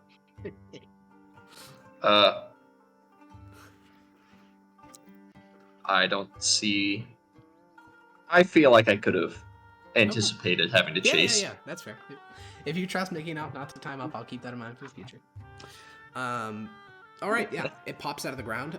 Let's roll initiative again for you, the guard, and the creature. Renesmee, you may get here in time. I don't know, it depends. I know how many rounds it's going to take you to catch up, though. I'm not forgetting about you. Okay. Oh, we gotta get our Constable Marcus token. Can't forget our little Constable Marcus. Forget Constable Marcus. How could you ever forget Constable Marcus? The legendary. It is a Yakshash. Yes, it is. You remember when you last saw one of these? The name sounds very slightly familiar, and the token does look familiar. Yeah. do Oh, remember you've when- seen a where it's from? Yakshash. Ethan It was a has, really long time Maximus ago. hasn't. Ah. Yeah. It was from Aeolian. It's like the second quest you ever did. Alright, Constable Mark is going to fire If his the light second- crossbow. If the second Aeolian quest could take care of this, then I'm fairly confident that. Yeah, Aeolian was like level. But you also negotiated with it, you didn't kill it. Alright, Max. Oh, it was. Oh, wait, was it that thing? Yeah, it was that the, thing. Oh, it was the thing in the woods. Yeah. Oh. Alright, it's This your turn, one- Maximus. You are, what is it? You were at the hole, so now you're 60 feet away from it. So what's the range for the low? I think you're fine, right? There's no... Oh, yeah. Jesus. Yeah. Yeah, no. But where's Mickey? Mickey is still riding on his way. He was back at the constable's, okay, alright. office, so it's going to take him 2 Okay. rounds to get. I'm gonna run 30 feet closer to it. Okay, you run And forward, then- longbow, and then you draw, fire twice. Yep. There is now just a pincushion of 4 arrows. Oof. Oh! One deflects off the blubber. The other one hits the blubber and snaps as it makes contact with it. The creature is going to turn around, facing you and Constable Marcus. It raises its hand, a great chant beginning. And in between the two of you, a 100 by 100 square foot area of plants grow into tall grass about as tall as you, so you can no longer see through it. And it's a huge area, and it's difficult terrain. So line of sight is broken, and you move 30 feet. So, there's 30 feet between you and it when you last saw it, and it is going to run. How tall is it? The creature? Yeah. It's about as tall as a person. It's mostly just wide. Oh, that's why okay. it's large size. Constable Mark is going to action dash, so that means it's getting within 15 feet of the last location you saw the creature. What about you? Oh, I guess this round Mickey would ride onto the field. Somewhere in here. Find him. Oh, here he is. Alright, yeah, Mickey will ride onto the battlefield alongside you. At his Okay, I'm gonna get on him. Okay. I can do that for like 5 feet of movement or something like that. Alright, you climb onto the back of Mickey. I imagine I can see the thing now. Oh yeah, from Mickey's horseback you can see over the tall grass. You can see the Yakshas has, like, he hasn't really run. He's incapable of running. He has limped painfully 30 more feet away from the tall grass between you and him. I feel kind of bad because there's no shot this thing ever gets away. Nope. And it never hurt anyone, but do what you will. Renesmee's a couple rounds away still. She can't stop you. So, Okay, Does it look bloodied? Most certainly. The last, the four from the light crossbow from the constable bloodied it. Okay. Actually, you can see it now. I'll put it back on that. All right. What are you doing? You can catch up to it, even with the difficult terrain with Mickey. If you action dash, you can catch up to it. I'm doing some calculating real quick. Okay, just so you know, he's 45 feet ahead of you. I don't know if that calculating factors in. Okay. Oh, I'm not doing that kind of calculating. Oh, you're doing the bloody math calculation. Yeah. You do some bloody math. 24. Okay. All right. I'm gonna shoot.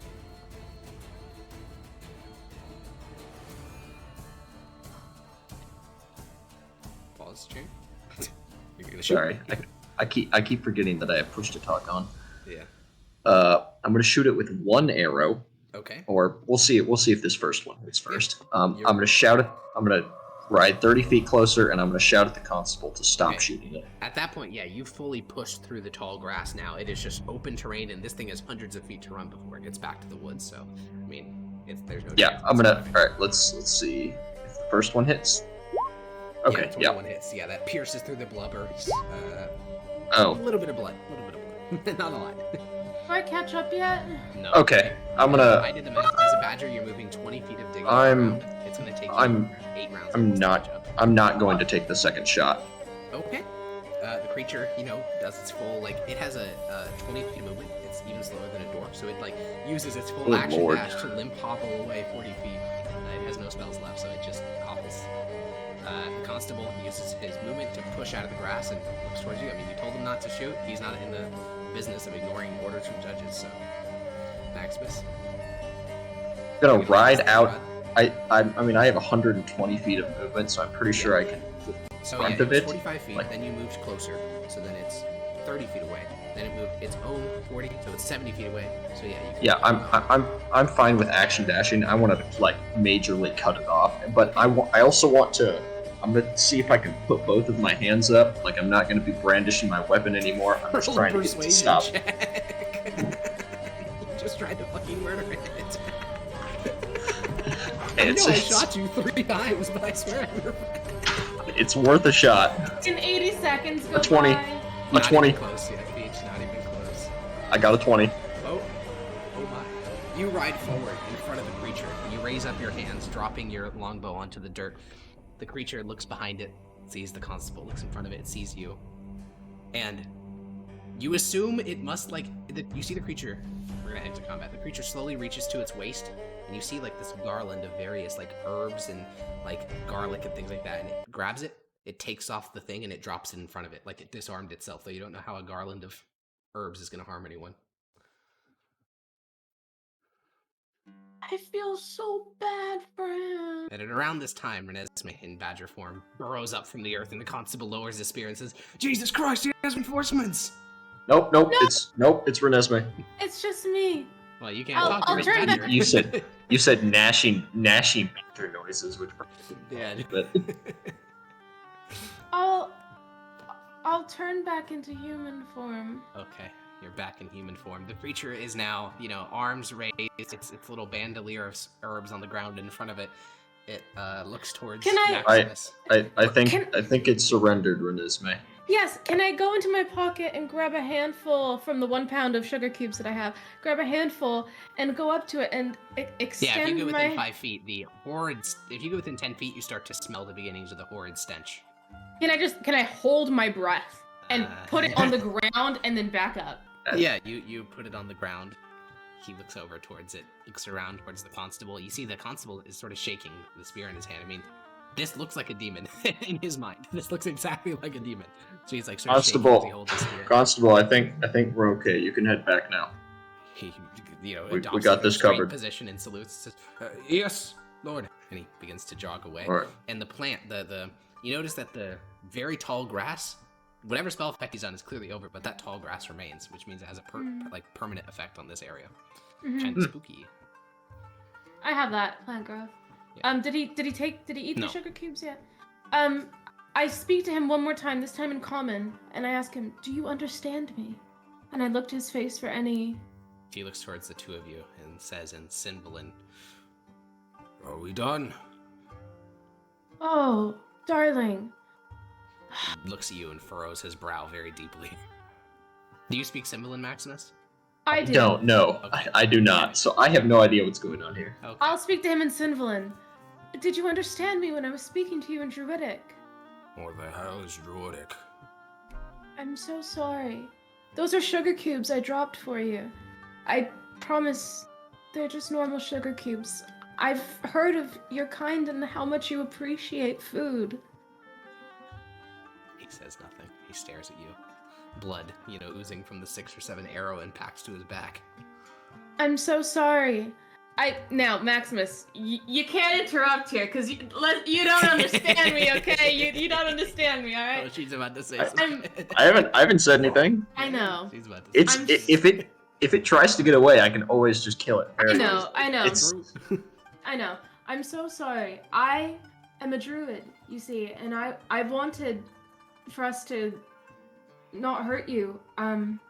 My friends here, they're from the military. They take a more violent approach, but I promise I was not involved in that at all. A deep guttural sound begins to appear in his throat. It almost sounds like he's Maximus, since you can't understand his conversation, almost sounds like he's preparing to shout or maybe breathe. I don't know, like a dragon when they're preparing for it. It sounds almost like that level of gutturalness, and then he I hawks the think he's biggest loogie you've seen in your burping. entire life in the Ew. direction of Renesmee. I think he liked what you just. I don't think he liked what you just said, Renesmee. What? What? What? What? What did What? you say, Maximus? Oh, I said I don't think he liked what you just told him. Well, what did he say? He just said druids, and then he spit a giant golf ball sized loogie in your direction. Oh, so he doesn't like druids. And who's to say? He's not very talkative. All right, well, I'm the judge of the Empire. I understand you might have disdain for us, but as you can see, your life is currently in our hands. I don't want to kill you. He does. If you promise to leave here, to leave this village, Go where? and I'm not sure. Where can you go? Exactly. No, I'm asking. And I'm telling. Where do I go? The mountains have no food. These villages do. I cannot leave the foothills. Atlia, I die. If I go back home, I die. At Deadwood, there's even worse things than there is out here. How much food do you need to survive? Lots. I see. I'm not sure where you could sustain yourself, and I do feel sorry for you. But quite frankly, that is not my problem. All I can do is give you your life and ask you to leave, and to leave these You villages attempt unharmed. to cleanse your hands of my death when what you tell me is murder in its own right. If I do not adhere, I starve. I would like to help you, but I don't know if you would like to be helped by me. Ha! Do not lie to yourself then. Say that you kill me. I would not like to kill you. I would like to help you. I can perform spells just like you can to grow earth, to create good growing conditions for your food. I'm just not sure that I can create enough to sustain you for long In enough. 6 months, perhaps, I would be welcome.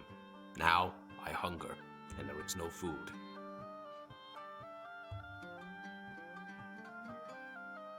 I'm sorry. Then say it proudly. Do not hide behind you are a druid, and you care for nature. Say that you kill me. I don't want to kill you, but nature is Esme? not always kind. If you cannot find food in a way that does not harm my friends, then you will die. I will not kill you, but nature will. If that is the way it is, that is the way it is. And you are this nature you speak of then? It No. is you who kills me. No, it is you that has killed yourself. This is why I hate your types. So deluded that you think you are not a part of the problem. I wish to eat. There is no food. I come where there is food.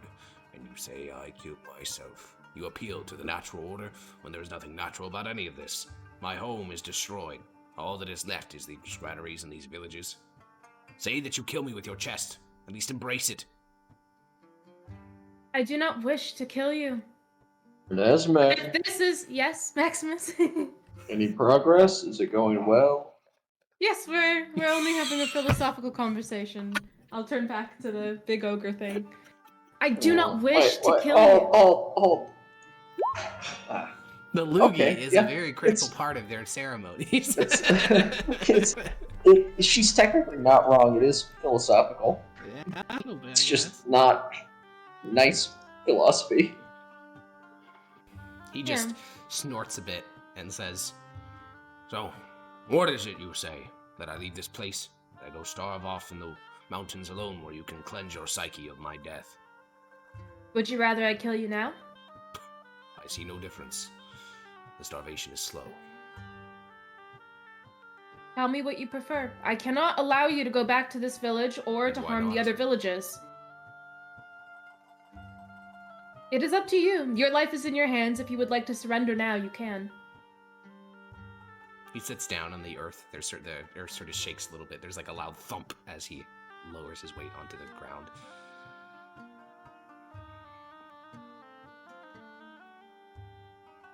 He begins to hum a song in a language. There's lyrics to it, but you don't know the language That, he's singing it in. That seemed fine over Esme. He's thinking, I believe, about whether he would like to die now or later. I'll say that in common. Now it is. I'll lower my No. helmet. No, Maximus. He is thinking.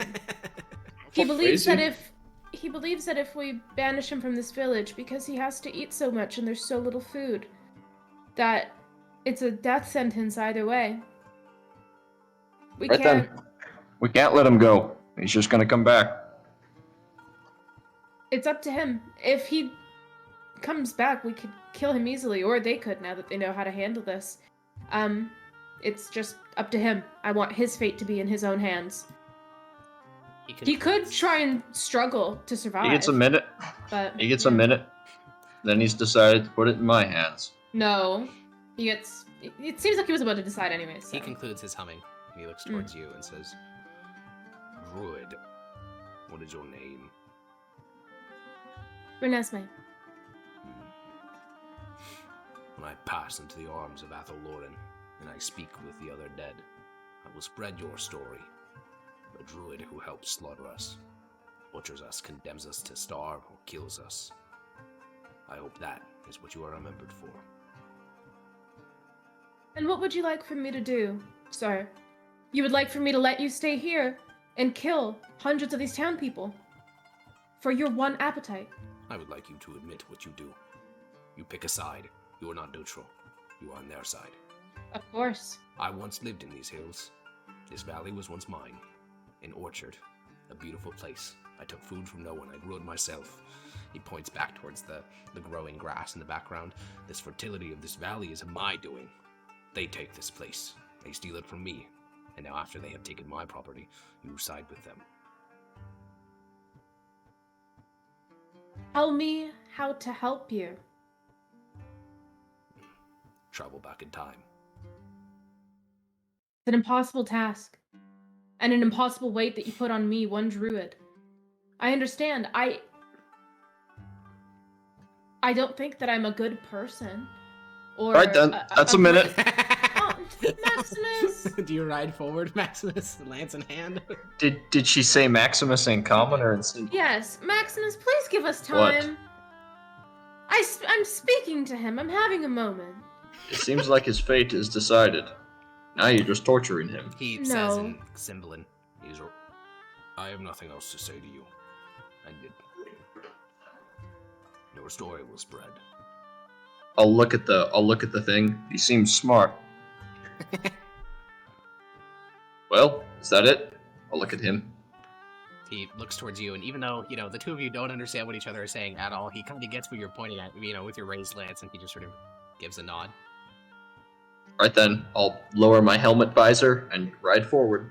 Yeah, you deal like giga damage on your lance strikes, and he's not really resisting. Starving, death, or getting instantly killed. I think one is highly preferable to the other. So Yeah. you pierce your Yeah, lance sounds through his about right. chest, and one through his neck. His body strikes the ground, and then it glows. 1,000 little gnats and leaves and all other manner of natural things emerge from his body, and within the span of about 6 seconds, there is no corpse. I feel so bad for him. Renesmee will stand there for a moment and then turn and walk away very quickly, trying not to cry too loudly for Maximus to hear. All right. Well, you guys can Such is join life. the townsfolk, and when you inform them that it is dead, they will hold a celebratory feast. They'll construct little... It seems not prudent. They'll be fine. Now that the creature's actually dealt with, they can actually start requesting food from other villages. Yeah, I also want to Oh. offer Oh, I for see, the, okay. for the town at least. I'll go and talk to the consul. Constable Lieutenant? Yeah, the constable lieutenant. And I'll offer to perform a few magical spells. I can perform plant growth twice for them, which He should... shakes his head and says, "If you're willing to, you can, but now that this threat has been dealt with, I'm sure we can request food from the governor. Before, there was a fear that anything they sent us would be devoured, but I think we'll be fine now. The Empire protects." I am still... In fact, I insist. All right, well, of course. I wanna go over to where the body was, Yeah. and You in notice that, like, that by the time you get there, You there's should- a plant that has sprouted from that grave. You don't recognize it, but it has little white flowers. You should do it on one of their actual fields for this. I feel like they would get more out of it that way. got it. Yeah, Can I investigate that flower though? Yeah, sure. Roll a nature check. Oh, very nice.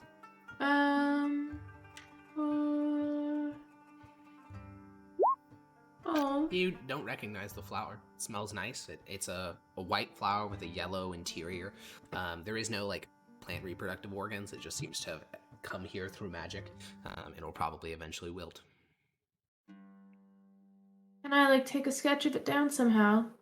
You don't have writing supplies. Yes, I do. I have 5 sheets of parchment paper. I have a 1-ounce bottle of ink, Oh my. etc. Yeah, Well, he then, told yes, yo you- ass. Yes, she Goddamn. did. Yes, Got she him. did. Yeah, Got you can take a sketch of this. I don't know how good of an artist Renesmee is, but yeah. Sketch of... What should I call it? White- Yakshosh flower. Oh, yaksha flower, yes. Yaksha flower. Got it. I just want to keep it in my notes. I don't want to pluck it, but... Okay. Alright, I'll go over to the fields and I'll cast 2 bouts. Yeah. This is of something that takes 8 plant hours growth. to cast or 1 action. So the 8-hour version is what you need to do. So, Sure. they'll frequently come to you and give you food and drink as you're doing this, as the town celebrates. Maximus, what are you doing while Renesmee's sitting here for 8 hours channeling this magic? Are you just celebrating with the townsfolk, or... Don't remember, he is supposed to talk in a moment. Surely. Surely. Maximus said, I'm muted. Zone of silence. Zone of silence. I swear. Zone of silence. Well then. Let's I assume guess, he's partying. Yeah, we'll assume he's partying with the other townsfolk. Then Renesmee, you mentioned earlier that you wanted to hear the story of King Advarn's hunt. So after the constable lieutenant, he's spent a good 4 hours with the townsfolk. He'll come out to you out in the field. It's just you and him. He'll, you can't do too much while you're channeling this magic. You have to remain focused, but you can sort of hear some background noise. And if you'd like, he can tell you the story of King Advarn's hunt. Or not. To hear. Okay. Do you want to hear it out of character? Because it's a little bit long. Yeah. Alright, Yeah. sorry, I'm back now. What, I missed the last, minute or so. Sure, I was going to ask, what is Maximus doing during this evening as the townsfolk are celebrating their victory over the demon? Oh, I'll celebrate with them. Okay, yeah, that's what I don't assumed. I don't have all these weird reservations that Renesmee does. Well then, Renesmee, it's you and the constable lieutenant. The constable lieutenant is now smoking some pipe weed. He'd saved it for a special occasion, and this is as special as any other, and he'll tell you the story about King Advarn's hunt. In the age before there was histories, there was a king. He was mighty and graceful, kind, and a friend of spirits. He was named Advarn, son of Benethal, and arriving in his court was a whimsical fairy. The fairy entered without any aplomb, but simply strode before the king. The fairy told the king that in 1 year hence he would marry a fine woman, Reginan in name, birth, and faith, but soon to be his. The fairy continued by saying that the fairy would lavish the king with gifts for his wedding and feed his guests. However, a year after the king's marriage, the fairy would be married, and the king would need to attend his wedding. The king was confused, for he never heard the word Reginan before. But the fairy left the king's hall, and months passed. The harvest was completed, and the winter came. Snow coated the land, and in late winter, as ice threatened to prevent the fishing ships from traveling out to sea, a large sail was spotted. The ship heralded strangers who didn't speak the tongue of King Advarn and his people. They called themselves Reginans, and brought with them a strange god. Among the number of these strangers was a beautiful woman. King Advarn took a liking to her, and so when the woman's father came to King Advarn's hall to speak of peace and negotiation, King Advarn requested her hand in marriage. Months of happiness adorned the couple as the date of their wedding drew near. The Reginans seemed kind, and helped King Advarn's people. Then, on the day of the wedding, the fairy arrived again. His invisible servants provided food and drink, while brownies and sprites played whimsical music, bringing much happiness to the congregation. When the drinking died down, the fairy lavished King Advarn and his guests with gifts from the land of the Seelie and the Fae. Then the fairy reminded the king he would return 1 year hence for the king to attend his wedding. The seasons shifted, and King Advarn's realm prospered. In the spring he warred, and in the summer his wife bore him a son, and in the fall he brought in a harvest so great that it would be spoken for years and years to come. But in that winter, King Advarn prepared.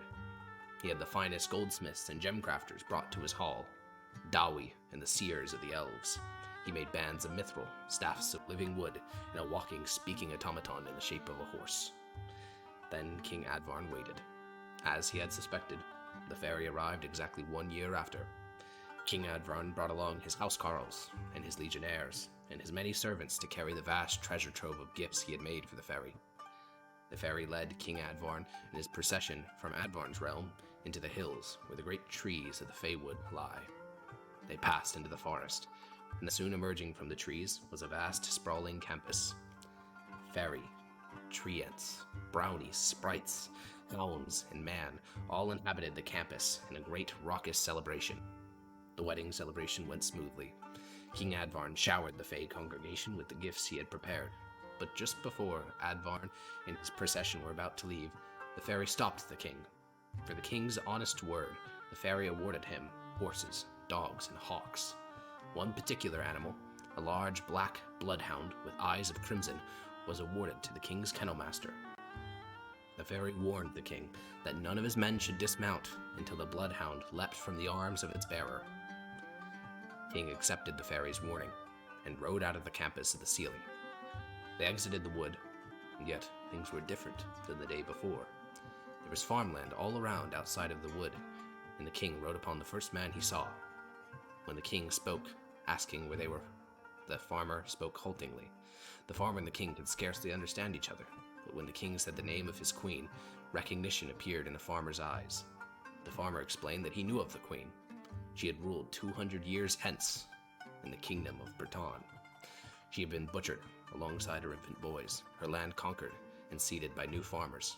The farmer's own great-grandfather had participated in the conquest. 2 of the king's men scrambled to dismount in shock, but as soon as their feet touched the ground, they turned to dust, for they had forgotten the warning of the fairy. The king ordered the rest of his men to wait in their saddles until the bloodhound leaped down. But the bloodhound never did leap down. For century, King Advarn and his hunt have wandered, seeking a way to end their curse and avenge the cruelty placed on them by that whimsical fairy so many cruel centuries ago. That was the Wow. Roses, him and his hunting party.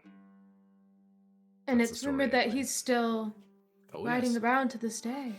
It was a cruel trick played on him by that fae, and I doubt he'll ever get off his steed. Wow. Is that just folklore? Or He shrugs. I think that all these things are folklore until I end up seeing them with my own eyes. I've been surprised a fair number of times. I used to think Ettins were folklore, and then I hear stories of one being spotted in the Atlian Mountains. I used to think that prophetic dreams were fake until our entire village had one 2 months ago. I'm always As shocked did by I. the things which cling on. Hmm. Thank you for telling me that story. He nods. Very interesting. You can finish casting your spell in the field, and I'm gonna cast it twice. Yeah, you stay up almost the entire night, so very, Oh, honestly, yeah. into the early morning. Eventually, Maximus, you'll come, you've gotten a good night's rest, you've drank your coffee, or I guess, you drink your tea, you head outside, and you see Renesmee still working on the second field. You go over, and the 2 of you guys can travel back to the city, and we all know what happens after that, but that Damn, was you the just- quest. You just enriched like a full square mile of their property, which is that village is going to be popping next year. Yeah, Twice the normal amount of food. but double. They're not going to double. know what to. They're not going to know what to do with themselves. And in reward for murdering this creature, you guys received a bracelet of warning. Hogwarts. Oh wow. The Huge! I feel I was so thinking. bad for that creature. Yeah. I don't feel like there was anything I could do. Harkon, out of character. Is there anything I I think could that was have the done? point. I mean, who's to say, right? I don't know. Maybe. Like, Who's I to could say? have. Damn, he said maybe. Maybe. No, but seriously, out of character, is there anything I could have done? Okay, well, I mean, it's kind of like a tough thing. I mean, I don't know. It depends where your loyalties are. If your loyalties are to the Empire, then no. If you think that humans deserve the right to live in his shit, then no. I mean, push come to shove, you're like, nah, they took your land, take the L, leave. If that's how you feel, then yeah, he's fucked. I think that's kind of what I have to do with the character I'm playing. Because, Yeah, like, sure, that's fine. if I all of a sudden switch up and I'm like, you know what, you're right, fuck the humans, and then I kill Maximus, or I try to kill Well, yeah, it Maximus. wouldn't need to be that crazy. But, like, Sorry I to mean, kill Maximus. basically, he's living in a place that just can't support Fae anymore. The Deadwood can't support them anymore. The Atlian Mountains can't support them anymore. His place, so the nearest place he could go is like, fucking 300 miles away. So unless you're willing to try to spirit him over there, I mean, he's just a relic of a bygone. Why can't the Deadwood support them anymore? Necromancers. They do not It's not coexist. they can't. Like, there are Fae that live in the Deadwood. They're just like not. They're very kind of evil. Just a little bit. Is that just because like necromantic magic poisons the land, or just because? That's they actually don't- like even hotly debated in the world. Like, they don't know. Is it the cart? Oh. Is it that the woods hates? Like, right now, the spirit of the Deadwood and the necromancers both hate Mythdosia. But which came first? Are the necromancers there because the woods hate the Mythdosia and accept their attackers, or did the necromancers corrupt the woods, and once they're gone, the woods will return to normal? Who's to say? But yeah, that was the side quest. About 2 hours, about as long as I thought it'd end up being. And I think that's it. You guys can reset all your shit to what it was before we did this, so back to what it was on Gela Isle. You got a bracelet of warning, huge. Do we get XP for this? Sure, I'll go see what a Yakshash is worth. I don't think it's a lot though. Probably not. Also, I don't think we did XP for the last session. We did not. I don't think no, we did either. Yeah. because you guys hadn't gotten to a safe place yet. Oh, that's right. Oh, it's not bad. I mean, it's 500 XP for both of you. That's not nothing. No, that's Cool. Yeah. So I will see you guys next week for our normal main session. And you know that you got that little nugget about Severus. You possess a nugget of information now. We'll see what you do with it. All right. Is he gonna go tell his immortal friends that I'm a bad druid? Yes. That's so sad. He told you he's gonna do it. What do you expect? Well, I don't know what he wants me to do. He told you what he wanted you to do. You know his position. I can understand if you're like, I can't do that, but I mean, it's pretty obvious what he wants you to do. What did he want me to do? To let He him wants live? you to side with the Fae instead of humanity, which is actively genociding them. So he wanted me to just say, "Hey, bro, keep stealing their shit." Yeah. You don't have to agree with it, but that is what he wanted. That's so sad. Like, I feel bad for him, but I hope that he gets it. Yeah, like I don't think he does. I guess get the it, last though. thing we'll talk about before we go for this week is you got to think about it from his perspective. So as you said, if Fae No, I do. Yeah, I so, think like- that we're fucked. I would love Yeah. to play a character that just kills humans. Yeah, so That'd like be he lived in base. those hills, made them fertile, made them a wonderful place to live, fed himself without harming anyone else, and then humans arrived within the span of, for him, a blink of an eye, settle everything, make dozens of villages, start absorbing all this fertile land that he had created, so he's just left in the rocky hills where no one can live. And then he's told that, like, no, you can't eat this food. Yeah. Yeah, he can't Big though. L. From my character's perspective, Big he L. can't. I would like. You know, I would if he made the nourish land his fertile in land. the first place, why doesn't he just make the hills fertile, lol? He can make the hills fertile, but it's just not enough land. They eat a lot, brother. They eat a lot. Oh. I Yeah, see. look, All I was right. thinking I can take him to another town, but no town is going to be able to support him. And at the No. end of the day, you have to weigh not like Fae versus human, but like it's not like 100 Fae Utilitarian versus calculus, 10 Giga Chad. humans. It's one Fae versus the whole town. If it was Yeah. more Fae, it would be like, but he's the Maybe. only one struggling out here, and he wants to kill a whole town. Like, Yeah. Well, smart. I'll see you guys next week for the main session, and bye-bye. Bye.